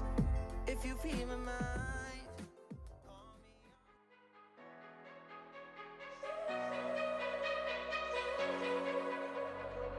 My heart is beating, it's magical. The music's playing, losing control. The things I'm feeling, so mystical.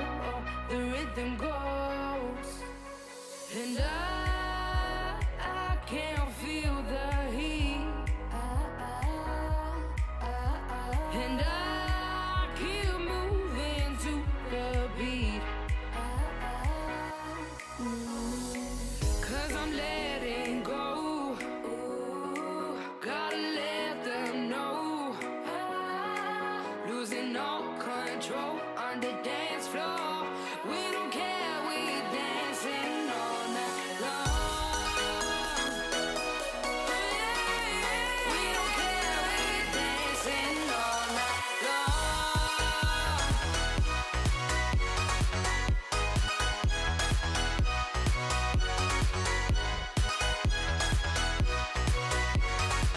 We don't care, we dancing all night long.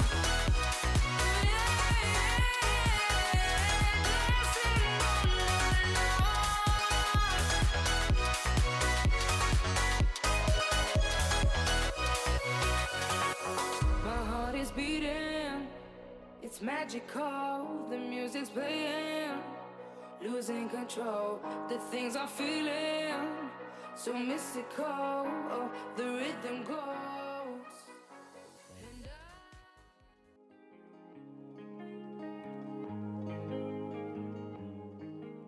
I've always been inside my thoughts, and when I start to think,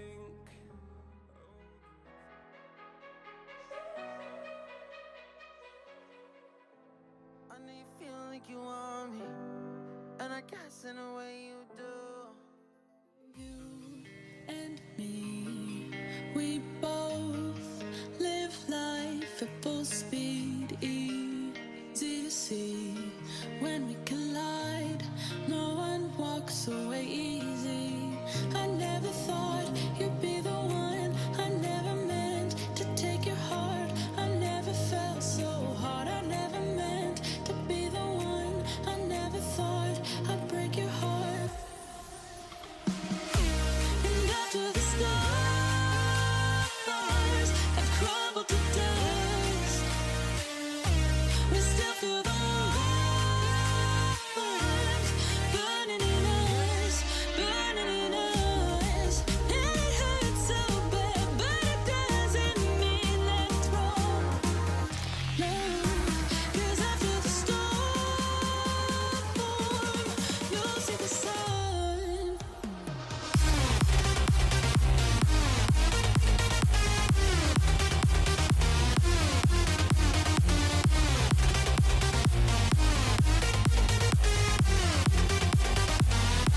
And after the storm,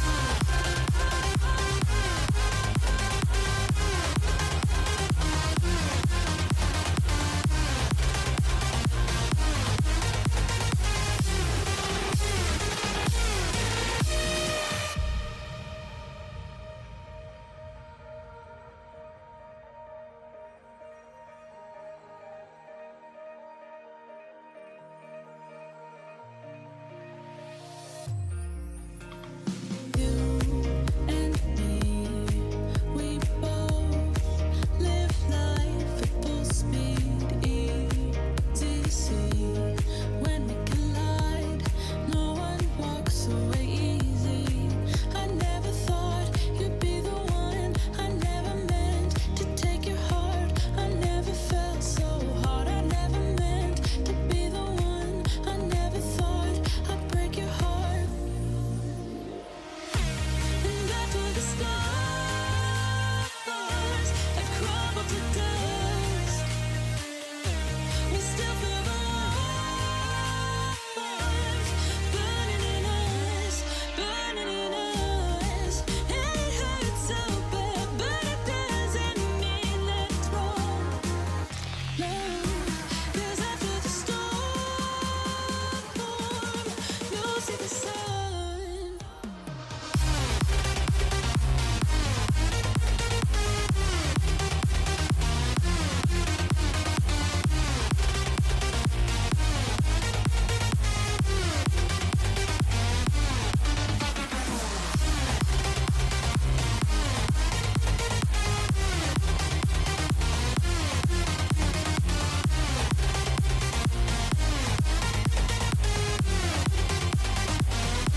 And after the storm,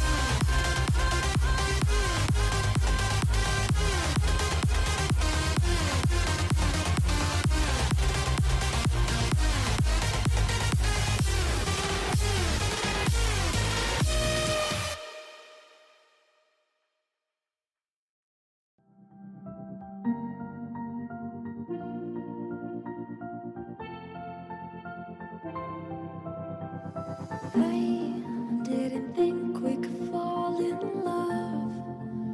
Broken from the start, chained to our past. We had closed hearts. We are breaking free. It's just you and me. We might fall apart, but we're all in one. With our hearts, can we break free? Can we break free?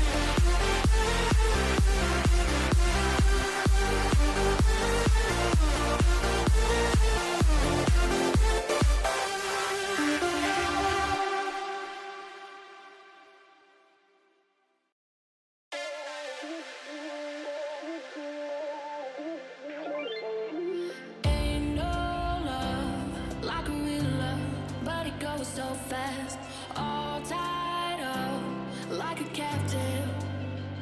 I'm on to you. Used to pay to my love life, standing on rainbows, playing it cool.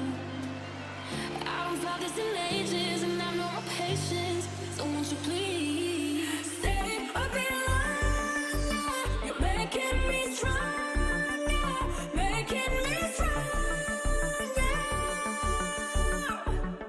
Stay a bit longer. You're making me stronger, making me stronger. You need stronger.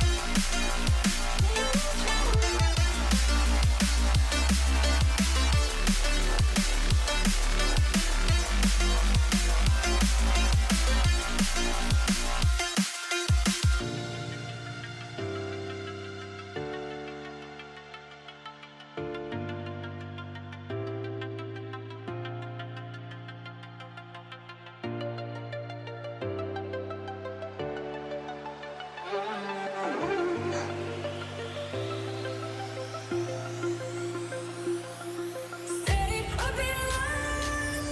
You're making me stronger, making me stronger. Stay a bit longer.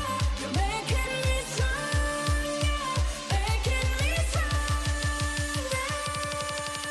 You need stronger.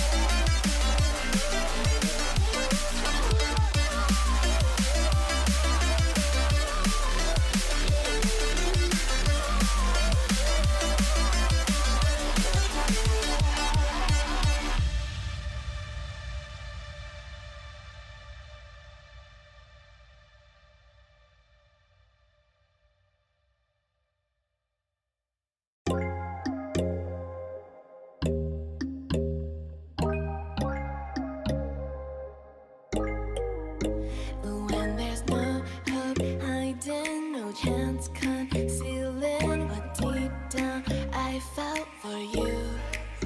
Oh, I regret for losing the one who loved me, for who I can't go back to. Walking through all the dust, memories and frame a past we simply let fade. Oh, but I don't close the door, waiting a chance for when we'll be back again. You make me feel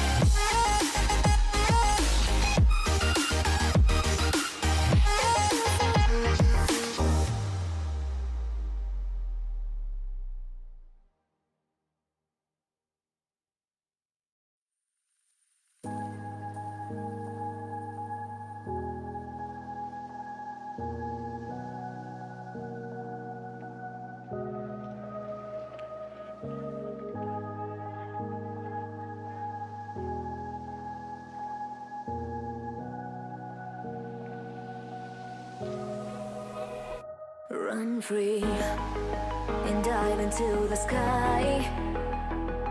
Hear the wind crying out its prayer. Why are we so ashamed to be alive? Break the chains and our freedom's ours at stake.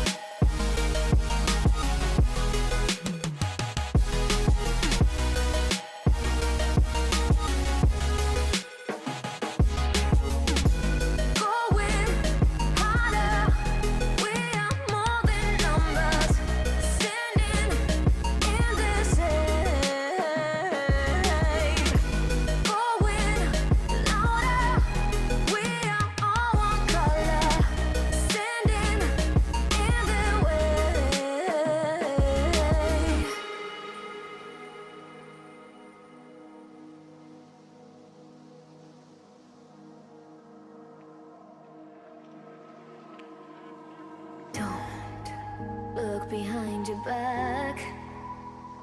Chase a light when the world is getting darker. I have a dream where love's the only side. So take my hand, join the army of the shadows. Going harder, we are more than numbers. Standing in the shade, going louder. We are all one color, standing in the way.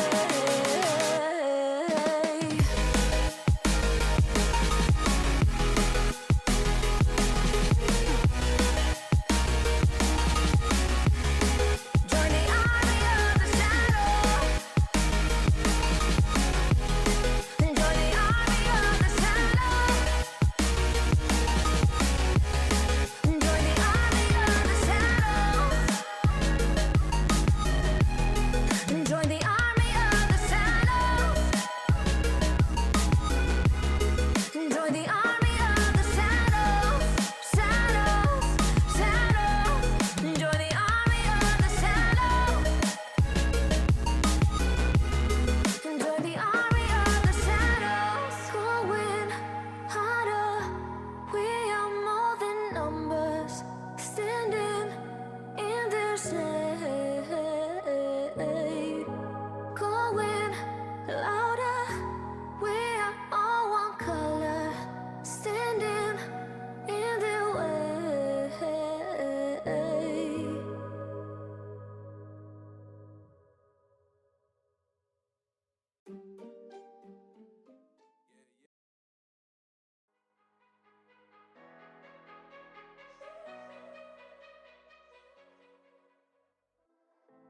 I know you feel like you want me, and I guess in a way you do.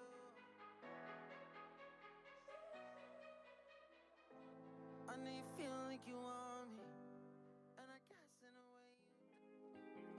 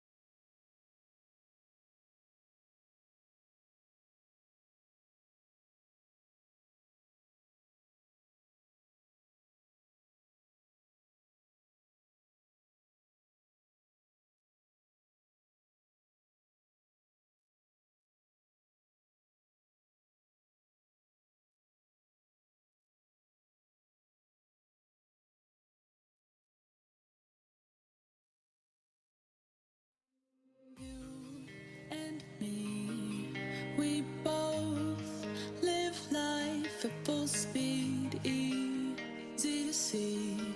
When we collide, no one walks away easy.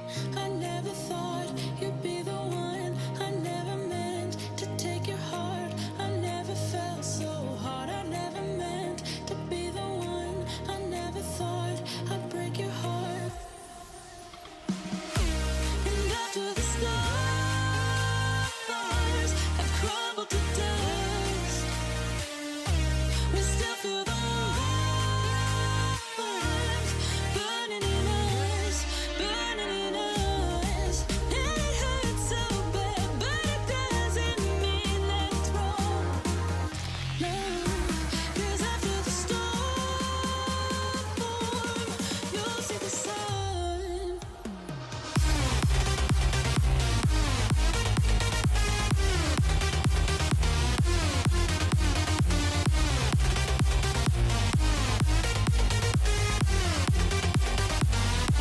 And after the storm,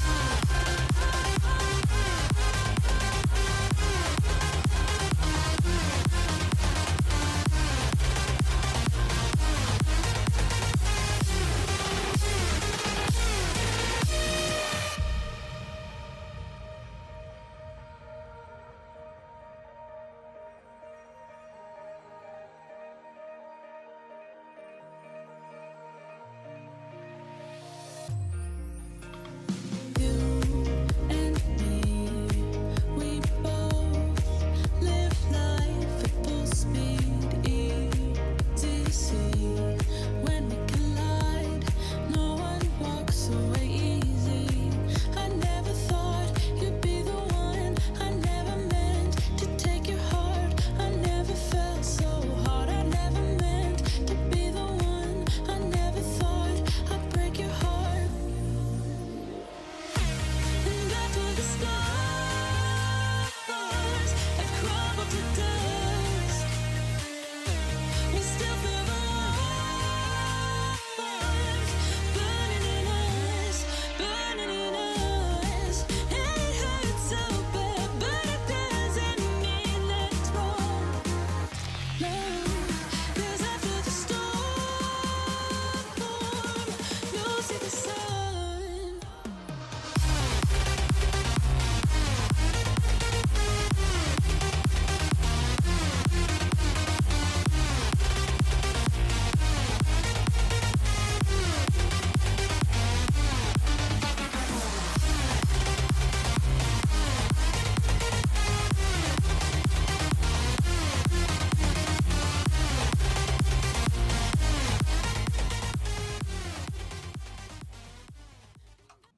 And we are back. Joined with me is Hunchback of Notre Dame, who has fallen asleep. Strive. I apologize for the delay. We were waiting on a match, essentially. And I mean, what we have here, we have Kill on Site against YFP on Haven. So today, this has become the Haven stream. And what are your thoughts going into this one? Yeah, I'm kidding, guys. I was never asleep to begin with, but that was a long time between game to game. We are sorry to keep you guys waiting. I know you guys are as pumped as I am. Haven, YFP, a name we've seen before. Kill on Sight, a team that has been slamma jamming and has gotten this far. And listen, I'm looking forward to this. We've seen a lot of Haven, but like, okay, Haven, all right, we've kind of played enough of it. I wouldn't be opposed to something else, but you know what? It's a good change considering historically we get ascent after ascent after ascent. Like I said, guys, you know, you've heard me on this cast tonight, so before that, Haven is one of my favorites, and I'm really looking forward to seeing a familiar face like YFP, what they can do on this map. What are your thoughts, Kevin? Yeah, I mean, I haven't seen Kill on Sight yet, or KOS for that matter, but from what they are saying is they were the ones that were playing with that player Reflect before he got banned. So I mean, it's super interesting to see. I mean, I'm glad they've made it this far. And again, YFP, they're a consistent team that have been in our Pit of Valors time and time again. And I mean, they're back. They're back in the semis. I'm hoping they can get into the grand finals again. They've won a few past events, so they're definitely going to be a tough task ahead for KOS. But you know, both teams are just getting into the lobby. We're gonna get into the character selection soon. I'm super curious to see what kind of comp they run though. You had me thinking, and that was actually my next question as well here, Endless. I really like the Sentinel play on the match that you and I got to cast. Like that to me was a huge game changer, and I think it made that much of a difference. And I'm looking forward to seeing some more Sentinel action on Haven. You know, the diversity the Sentinels bring to this map is unparalleled, honestly. We're loading in here, guys, and I think we're about to witness hopefully what we think is going to be a Sentinel pick, or at least a Sentinel pick, one for each team. Let's see what they end up selecting. As we do see, yeah, so far looking good. A little Brimstone action, something fresh for this matchup here, Endless. We see the Cypher.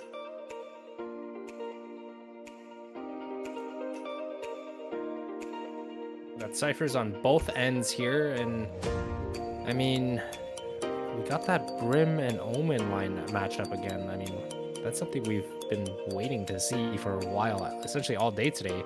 But nonetheless, they're pretty evenly matched. I mean, depending on what Casper lines up with, if it's a Sova, the comps are essentially identical aside from the smokes. But I'm wondering, what is Casper going to pick here? Casper, the equalizer. Let's see what he comes out with. We see that amazing jet situation that we love so much watching in our previous matches, and Sova then even that up. So looking pretty crisp along the board, guys. Only diff is going to be we had, who did I miss? Endless. What was the diff here? Omen Brimstone. There's your diff, the smoke diff. Sorry, I had like a mega. I was like, was there 2 Omens or 2 Brimstones? No. I've been playing a lot of Omen, like more than usual than I would touch, and I really enjoy it. Like the diversity of it. Maybe to me, I still think Omen's util is stronger. Kevin, what do you think between the Omen and the Brimstone? What's your thoughts here? I'd say Omen is the pick for me on this particular map. Again, having it be 3 sites, the teleport is just amazing. It's able to really spread that defense quite thin. But overall, depending on the map, again, I'm Team Brimstone, but on this specific map, I'm all Omen. I am 1010% on your end there, unless I'm all Omen, all in for it. As let's see what my boy Fam over here on Omen can make of this, as we're getting into it here. Endless semis again. BO1, guys, this is it, make or break to get your butt into the finals. Let's see what they can make of this. Yeah, it seems like they're going to go for somewhat of a C-split through Garage and Long with a little bit of a delay, but Vexel able to come in with that shock dart and take out Apex. That's a good opening pick, but now they're just falling off, waiting for the rotates, and going to play this retake together. So that was a smart move by Vexel there, and I mean, it's a good discipline just to fall off and knowing when to do so. 1,000,000% as we see Omen lurking out from B. They're going to take it out on Casper. C-Fax for 1 12-pack. Going to whip out a 2-pack and get 2 for himself as they're working their way in here. Man advantage for KOS. Can they clean it up? No, 12-pack going to take 3 and whip on Yum. Endless getting a second for himself as he cleans that up. Nice job. Going to throw the fire and defuse. Man, that instant dink that Vexel did on Jet, I mean, that was huge. Just enough damage for Whip to just be able to come into sight flawlessly, take that round and win it. And I mean, that's a commanding 1-0 lead to start. I wonder if YFP is going to buy up here. It looks as if they're just going to save. Rarely do we see teams do that nowadays. A lot of them tend to force up and buy in hopes to equalize the round. But YFP playing it safe, playing this on an eco, or actually, no, I spoke too soon. They're going to buy up and hopefully win over this round and change up the momentum. Yeah, and listen, I think, you know, I saw their 12-pack that got the 3K that round. He was financially pretty well off. I would have personally liked to see a save and a rush operator buy, but hey, it is what it is at this point, as they're going to execute what looks like a fast C-split with Sova joining in from the back end here. They're working their way up, Endless, and I think they're going to be able to get on the site pretty easy. Yeah, it was a good 2-for-2 even trade, and they have full site control. At this point, plant the bomb, get some good post-plant positions, and the round should be theirs. With Yum sitting here, Garage, Whip, and Omen or Fam are going to be pushing in Garage, but Yum able to take out one, not expecting the second. It's a 2v2 situation. too easy, holding CT spawn with Whip standing in garage with a crossfire going on. 12-pack able to take out the run it back. Too easy. Lurking into sight. Gets spotted. Able to take out 12-pack and too easy. Able to clean up that round. And even though YFP 4-spot, they were just so close trying to win that round over, but unfortunately it wasn't enough. And it brings them to a 2-0. And now YFP is broke. And now they are broke. I think it'd be too easy to use too easy in a pun, but that was almost too easy. Okay, I'll stop. Please, crickets. I appreciate that. Coming in, guys, round 3, strong start for KOS. Looking healthy as they work their way into round 3. Yeah, this is going to be a situation like, again, I've said this like so many times now. Why do you need a Marshall? Unless he drops a 7K right now, I'm going to be very upset with that. So let's see if he can make some magic happen here. Dart coming out. Boom, bang, and it's destroyed. Let's see if this Marshall really does make the impact that's, $1,000 impact here. I mean, the Marshall is super strong only if they're really good at it. I mean, tapping heads or knowing the opponents being on an eco, that's the only time that I would say, hey, it's a one-hit kill. It's basically an operator.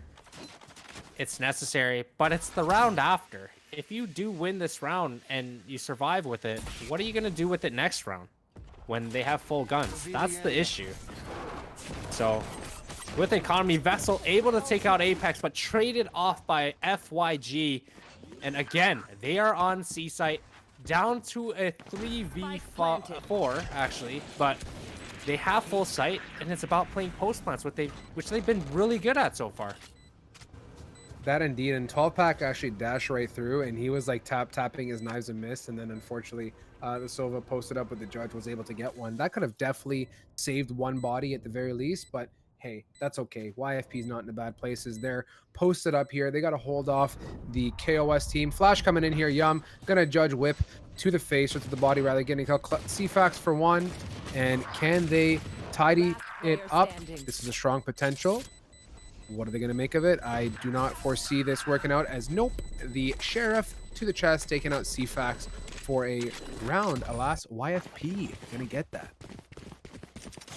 And YFP definitely proving me wrong there with the second round force buy and still being able to win the third by that save. And I mean, it came down to the execution. They came into sight aggressive.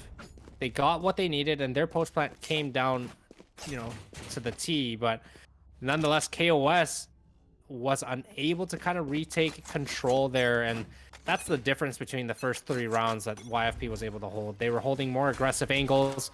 Yum holding close to CT with a judge, and overall it was just Vexel able to come out garage and take down 2 people with the Sheriff, and just like that, it's a 4v2 situation with full control. Gotcha. On KOS's side right now, but Casper and Yum have something to say about that. They bring it back down to a 2v1 just like that, and then leaves CFAX in window with the judge able to bring it down to a 1v1. But I believe Yum is going to play the range here. He's just going to fall off and give up the opportunity to get a gun. This is a dangerous round for YFP, because now we got this ult, and he's got a full gun. Can he weasel his way through here, Endless? Yum, playing that really well. CFAX banked on him still being behind sight, but that obviously did not pan out because he came looking around for hopefully a sight or logs take. And what started out strong, I mean, the tides definitely changed there. Great job, really well done for YFB, picking up another one in their back pocket. Well played by Yum on Brimstone, 6-2 right now, showing what Smokes can do. And moving on, Endless, looking pretty even. Financials looking strong. Too easy. Has his operator in hand now, what he really wants. And let's just see if 12-pack will pick his up eventually.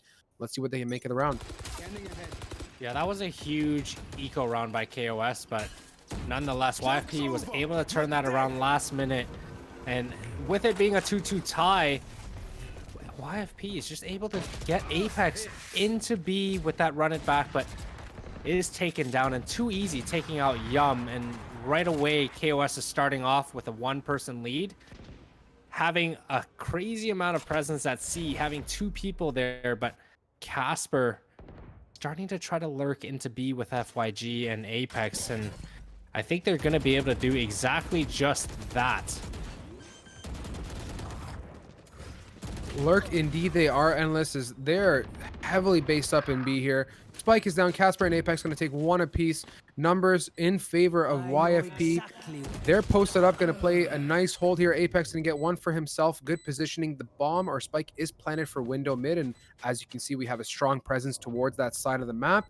They are going to wait it out as, you know, util wise, not too much that can block off that spike in case of diffuse rush or wanting to get on there. So positioning on point here, looking like a stronghold for YFP.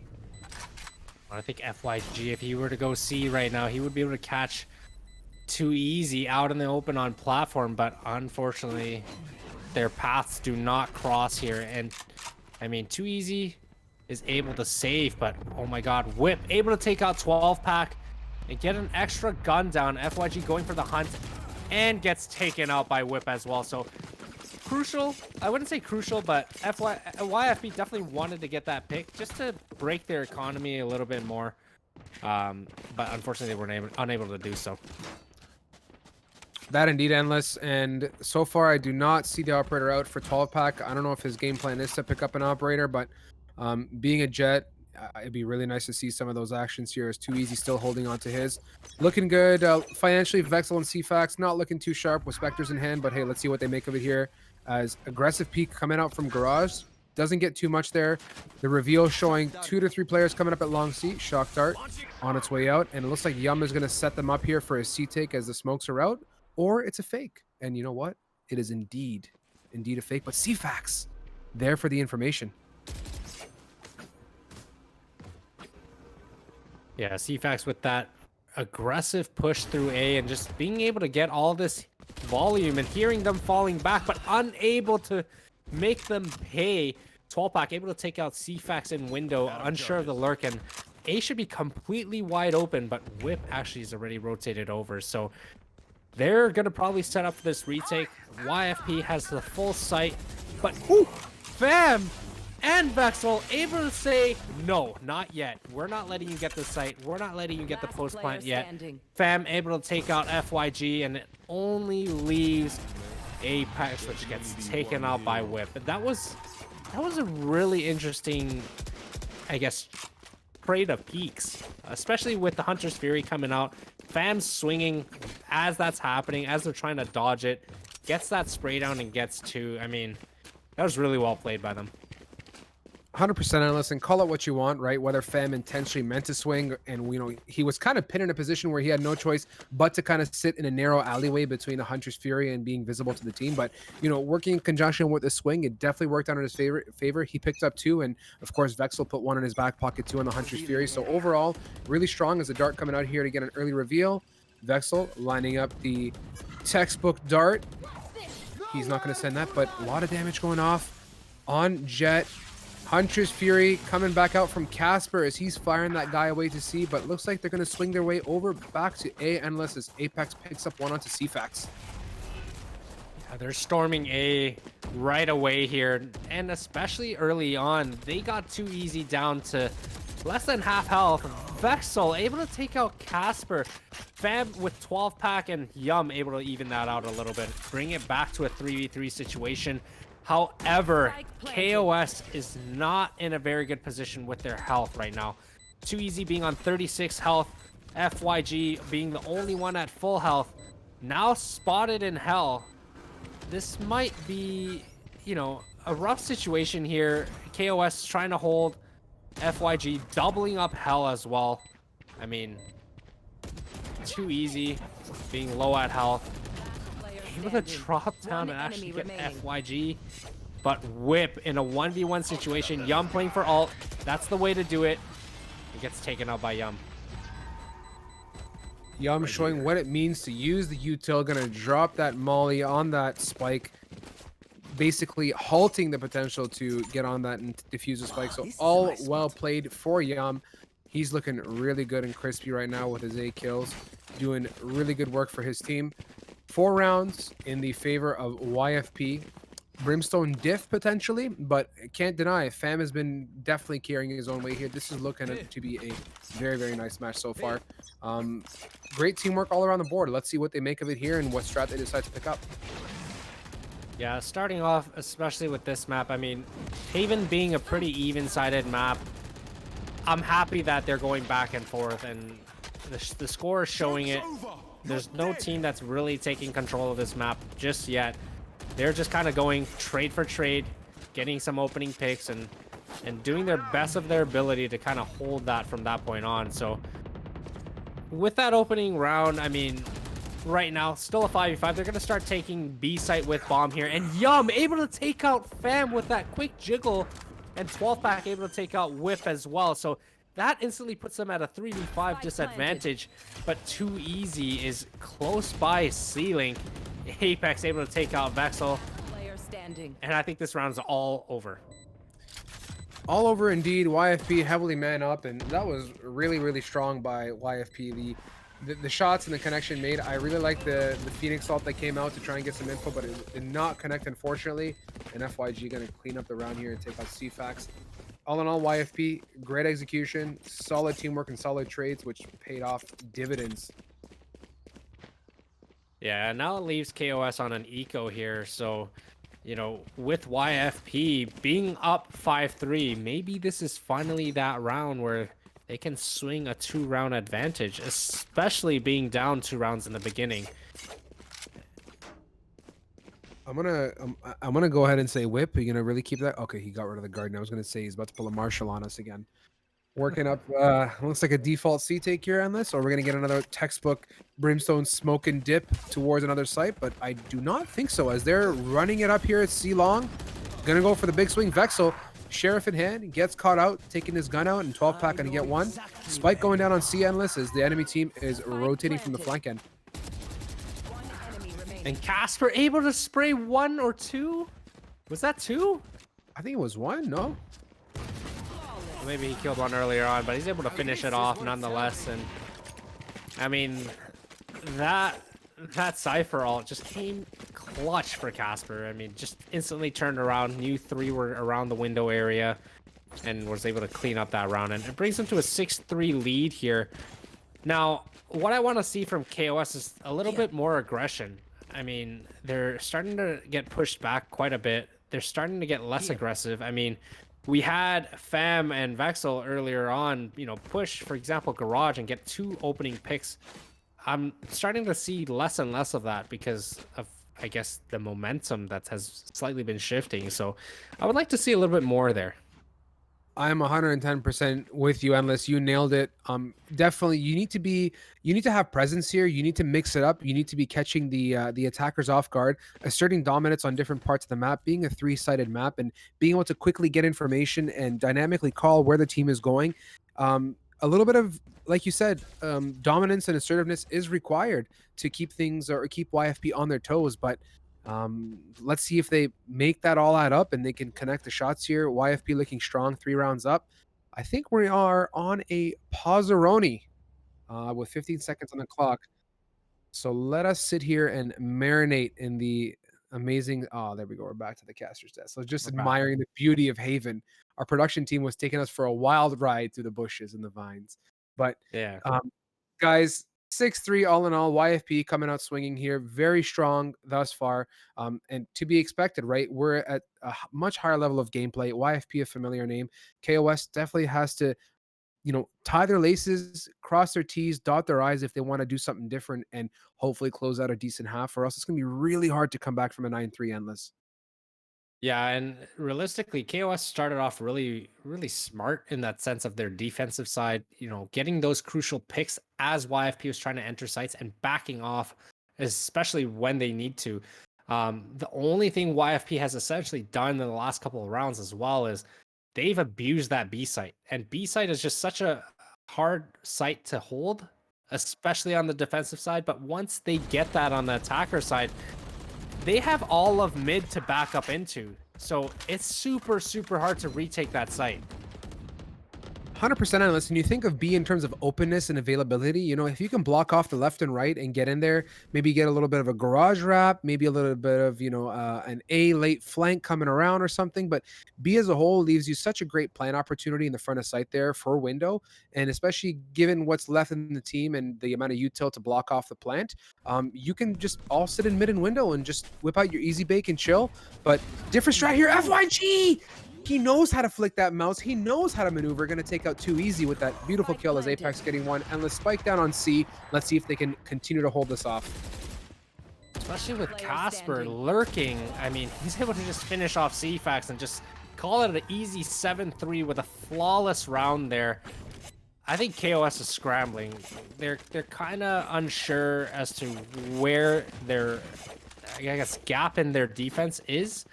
And the economy on YFP right now, I mean, everyone above the 7 grand mark, it's safe to say they should be good enough for the rest of this half.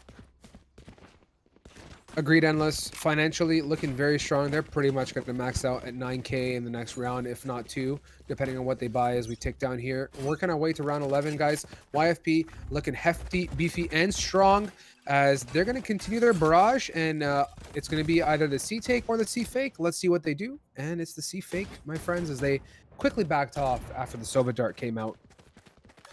Yeah, and it seems like KOS has a lot of little gaps in their defense to the point where they're able to kind of lurk and get into certain areas without any sort of information being had. And it looks like they're going to go heavy for an A take. CFAX choosing to fall off as he's the only one there. I mean, smart decision. Wait for your teammates, play the retake. However, YFP, depending on how they use this, how aggressive they're going to get, how far into sight, and that shock dart destroys the brimstone on YFP. I mean, this is a very winnable round with their health. Yum saying yum as he digests that shock dart, going down to basically no HP and a half. Apex 1 and 2. Whip gonna say not today, man. No 3K for you. Fam gonna get it. And looking strong as YFP continues to trade it out with a nice yum burning molly to clean up the mess. 8 rounds, Endless looking like a 9-3. It's looking tight here. I don't know what KOS is gonna be able to do here. Their money situation is okay for this round. They can buy, but I think the lack of aggression, Endless, is really what's hurting them. What do you think? Yeah, I think it's the lack of aggression and just now I think they're playing a little bit too passive. They're not getting the right information as possible. I mean, we got Casper the Ghost that's able to lurk through mid every single round without even being spotted, and he's able to get close, and that's really hurting them as well. I mean, just their lack of presence in their sites. And I mean, sure, play the retake, but you still need to get information. You can't just start off by playing the retake. Agreed 100%. It's the right decision to smarten up and notice, okay, I can't hold this. My team is Nikeing over. I got to chill out. But yeah, it's a very tough situation to be in as they're doing the repeat of last round. Gonna get onto A, run it back, coming in, getting canceled out. Whip, taking some hits here. Vexel, Hunter's Fury's being traded out left, right, and center. Spike planted. Spike, alas, going down. Casper holding his last charge. Gonna tag as well. This is anyone's round. Let's see if they can retake this successfully. Yeah, with this being a 5v5, I mean, there's no flank this round. I think KOS is waiting for that flank, which is not going to happen. Apex able to take out CFAX, and 12-pack on Whip with that operator. This is not looking good. FYG able to clean it up, and 12-pack with that last op kill on Too Easy. It's a 9-3 half. I mean, KOS is in a little bit of a danger. I would say they really need this pistol round to even have an opportunity to climb back into this. You're preaching to the choir, Endless. I mean, unfortunately, like, I would have loved to see KOS maybe aggress a bit more as that spike's being put down A. Maybe get something from behind on Link. Maybe go, have a guy who's going up C, expecting an ape or something different to get some dominance on the map. But that didn't happen, and you're almost 1v1 peaking, not swinging with your team. And what do you expect? You can't close out rounds like that. So KOS in a tight position, and YFP also feeling really good. Let's see if they can carry this strong 9-3 momentum and bring some pistol round dubs here. It's a very interesting play by YFP, all pushing throughout long C, and gets those 2 opening picks that they basically needed. And now I got KOS stuck outside with bomb. He doesn't know where to go. Too Easy is stuck with bomb. If they clear this, this would be huge, but they think it's in full-on A take. And CFAX is doing a great job in faking that. Casper being in sight. KOS trying to get this pick, and now they're going to go back to C. Fantastic patience by KOS there, posting up at mid on grass area. He's tagged. He's they know where he is. Let me tell you, he's pinging like a Christmas tree, and he's gonna put the spike down. Still pinging his heart out. Finally, he's gonna remove that dart, and he is posted up back site. Apex is well aware of what's going on as he dashes out. They got to work together here. They got to hold a crossfire. No 1v1 peaks. Let's see if they can make it happen. Swinging, connects one. Apex for 1-2. Endless. Too easy in attack position. Casper, what happened there? Did he just clap him through the box or something? What happened? I think Too Easy just got a really big dink onto Phoenix there, onto Apex, I think, or was it Sova? No, I think it was Sova, onto 12-pack there, or no, Casper, but unfortunately was not able to take him out, and Apex is able to essentially swing sight and kill him again. But it was a close attempt. It was a very good attempt as to, you know, bring that round back, especially with two of their teammates being down within the first 5 seconds of the round. And it looks as if they're going to get that long C aggression going again, just to throw them off a little bit, especially with guns here. No reservations on the buy as a dink coming out here was what it looks like. Yeah, definitely Apex gonna clean up the mess there on Vexel, who got dinked right off the gate. Apex, one more in his back pocket. He definitely can throw a little bit of fire at his feet and heal up, and he's okay. FYG one way, greasy one way as he's sitting in it, but Too Easy says, no, I know you're in that, my guy. And Whip knows someone's sitting in the smoke. He throws a fire, peeky, swingy. Hey, it doesn't even matter, man. I don't see a smoke. Do you see a smoke? I don't see a smoke. CFAX able to take out Yum now, and they kind of reverse the situation, especially being down 2 people early on in the round. Now they've switched it up to a 3v2, full health on basically everyone. I think this is going to be a harder round for YFP than they would have liked. Yes, sir, indeed. I mean, rounds to pad, but they're Nikeing it up. Apex gonna be chill, hang out. Oh, clear it, CFAX. Oh, mamma mia! And Apex gonna take it out, and it's all up to poor old Jet, who's just stuck here as Casper joining away. Gonna probably get that reveal, and he shoots. They know exactly where he is. Too Easy gets one. Can he get one more? Full health. This is the dub. This is what they need. His team is rooting him on with 14 seconds. Yeah, this ain't gonna fly as Apex is gonna swing this like none other. Oh! Hello? Apex there probably should have kind of waited for the full bomb plant in case of a fake. However, I'm sure he was feeling it. 4 kills in the round, almost an ace. He was definitely feeling it. He went for the kill. 100% valiant attempt. I mean, really good job. Who's complaining at that point to put a round in their pocket? All in all, hey, we're still in it. We're still jiving. It's a round. It's something that we want, and hopefully it continues this way and we can get a nice juicy game out of it here. Unless I think they're gonna run a quick B take here. Let's see if that comes to fruition given how everyone's grouped up. Yeah, now they know YFP is going to be on the save, so playing together ideally is the best bet, and I'm happy that they're all together here instead of all split up in case of any trades. But that being said, B seems to have been their original target, but they're going to start lurking towards C. CFAX able to take out FYG. They're taking garage control as well now, taking out Apex, and I mean, Yum, I'm not sure what he was trying to do there. Too Easy just said free kill. Free kill indeed, as YFP is in a really tough situation. Let's give this one to KOS, my guy. I mean, at this point, they're feeling great. This is keeping them in the battle. Let's see what they can make of it. Too Easy, one for himself as he takes out 12-pack, and it is all up to poor old Casper. Sheriff in hand, can he connect? And he cannot. Yeah, that was a good flawless round for them. You know, not really affecting their economy whatsoever. I don't think their option is going to be to bonus here.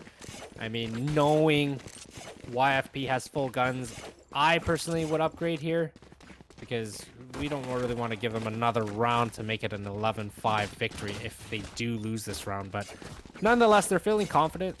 They think that they have this under control, so I'm excited to see what they do here. Let's turn this around, squad.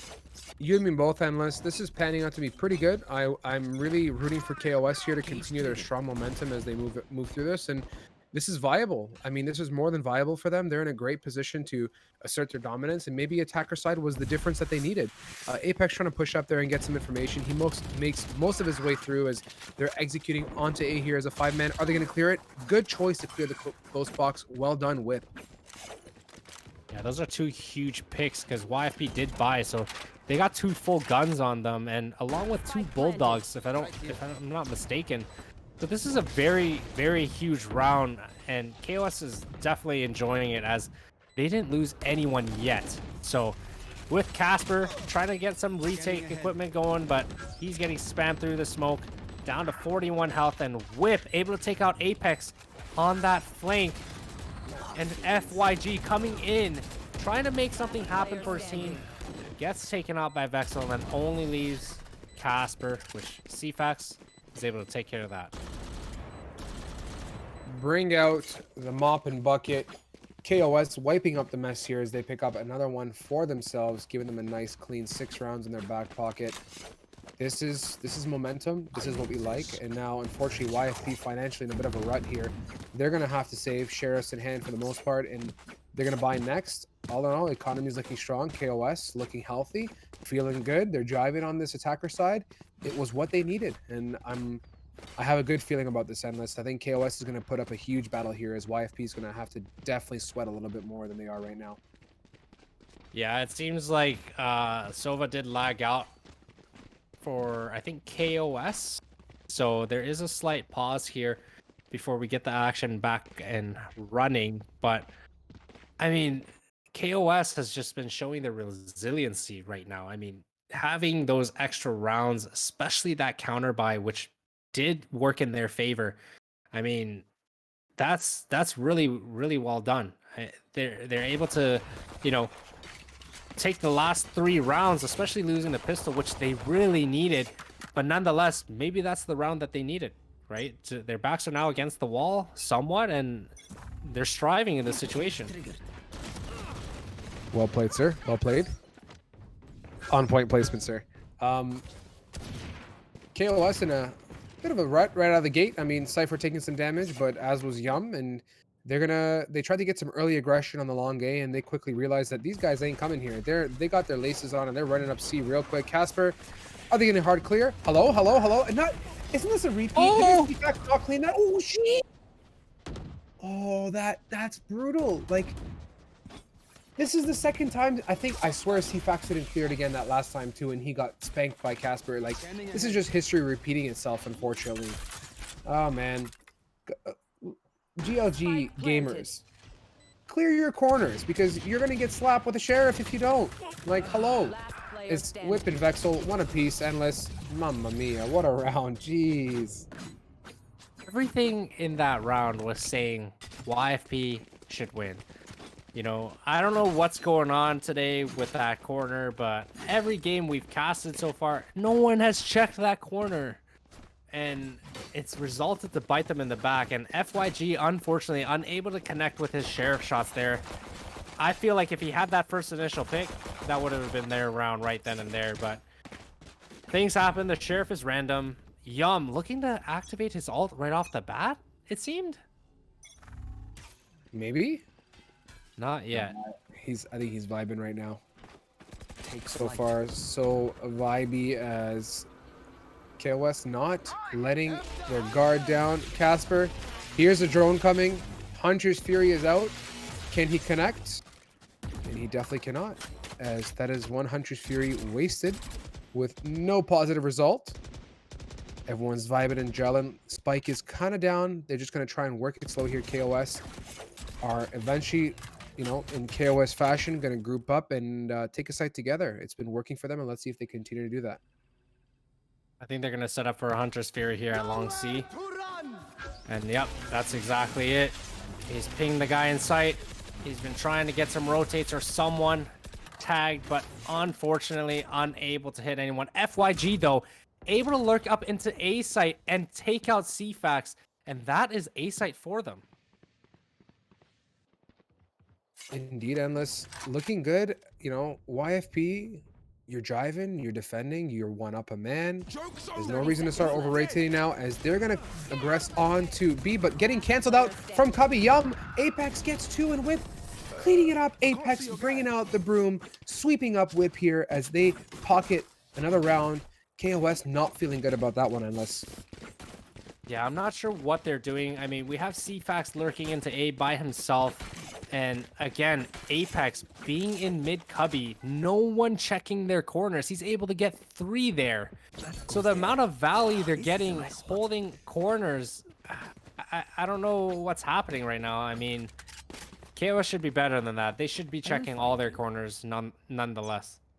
Yeah, we ain't in some Spike Rush unrated games here, guys. We're playing competitive GLG. Check your corners, okay? Coach Endless says check your corners. You should check your corners. No ifs, ands, or buts. If you can't check a corner, increase your mouse sensitivity, all right? No laziness with the arm and the wrist here. 11 rounds. YFP feeling good. 2 to sweep. KOS has definitely been putting up a battle. At this point, I'm not calling anything yet. KOS can definitely come back, and I hope they learn from their mistakes and start making the right decisions, and most importantly, clearing the important corners, guys. Like, you clear, you can get a kill. That's all, and that's the diff. Really, it's that simple. Apex, mamma mia, swimming in some olive oil there, greasing his way under a window, gonna take out CFAX, and there is the Cypher reveal. Everyone knows where everyone is at this point. Well, not really. Cypher knows where everyone is. I don't want to say it's to do with timing, but that was definitely due to timing. FYG able to get CFAX the second he turns away from watching window, and right then and there able to open up that round, especially with that ult, being able to spot all of them still outside grass and around T-spawn. They're kind of stuck. At this point, KOS is definitely thinking, what kind of map control do they have? And they soft clear the corner again. Swallpack able to make Fam pay, but Whip is able to trade that off instantly. But Apex already in sight, waiting. So next GLG tournament, guys, get your favorite bucket of Kool-Aid. We're gonna take a shot of Kool-Aid every single time someone soft clears or does not clear a corner, and we'll see who finishes their Kool-Aid first. Because to be honest with you, at this point, I'd be on a sugar high. At YFP, cleaning it up. I mean, or rather, I apologize. KOS cleaning it up. No, YFP. What am I doing here? 1 round to sweep, Endless. Thoughts, comments, concerns, coach criticism? I would say, again, I can't stress enough, clear your corners. KOS is definitely taking the bad end of the stick for not clearing their corners properly, but nonetheless, I think they have the ability to come back still. Is it likely? I don't think so. YFP is just on, you know, a high right now, being able to take this match by storm and shift the momentum drastically. But with KOS, with this heavy A take, look at that. YFP is already basically fully rotated. They know all the info. FYG able to get one through the Cypher cage. Leaves Fam insight. Apex able to clean it up. And again, I mean, I can't even react. A flawless victory. YFP is going to the grand final. I don't know. I don't know what happened there. Everything just kind of went downhill the second one of them got caught on that Cypher trip. Got shot through the cage. Everything just imploded. Like, every possible domino effect that could have taken place on that A take, it really just happened. Like, it was looking great until just Cypher FYG just slapped him through the cage, and it was from there just disaster. How you can't even get onto site because he's just sliding around through his cage. They're not even aggressing. But guys, that was tough. But you know what? YFP, a familiar name. They're on their way to the BO3 Grand Finals. Endless.